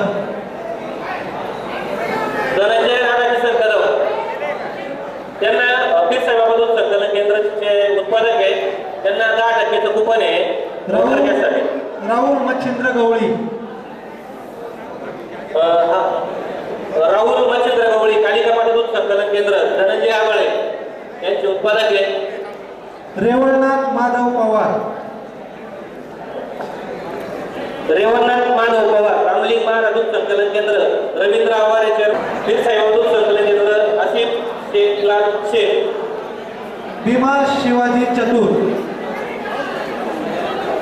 भाग्यलक्ष्मी दूध संकलन केंद्र भरतपूर, भीमा शिवाजी चतुर, भाग्यलक्ष्मी नावच भाग्यलक्ष्मी खूप आधी विजेते त्या ठिकाणी झालेले आहेत. करायचं आहे स्वास्तिक दूध संकलन केंद्र.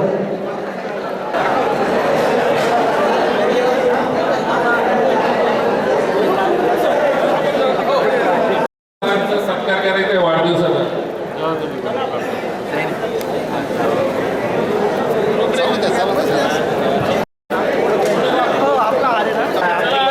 कंपनी आले सगळे त्याला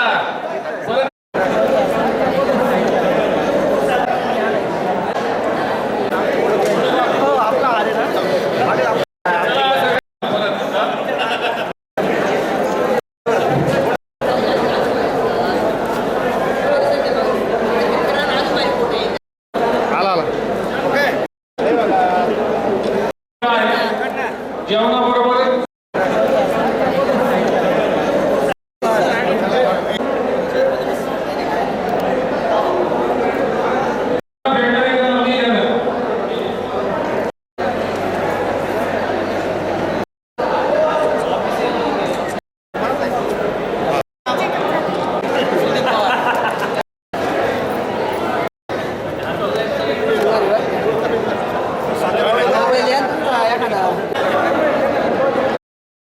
संस्थेचं या या.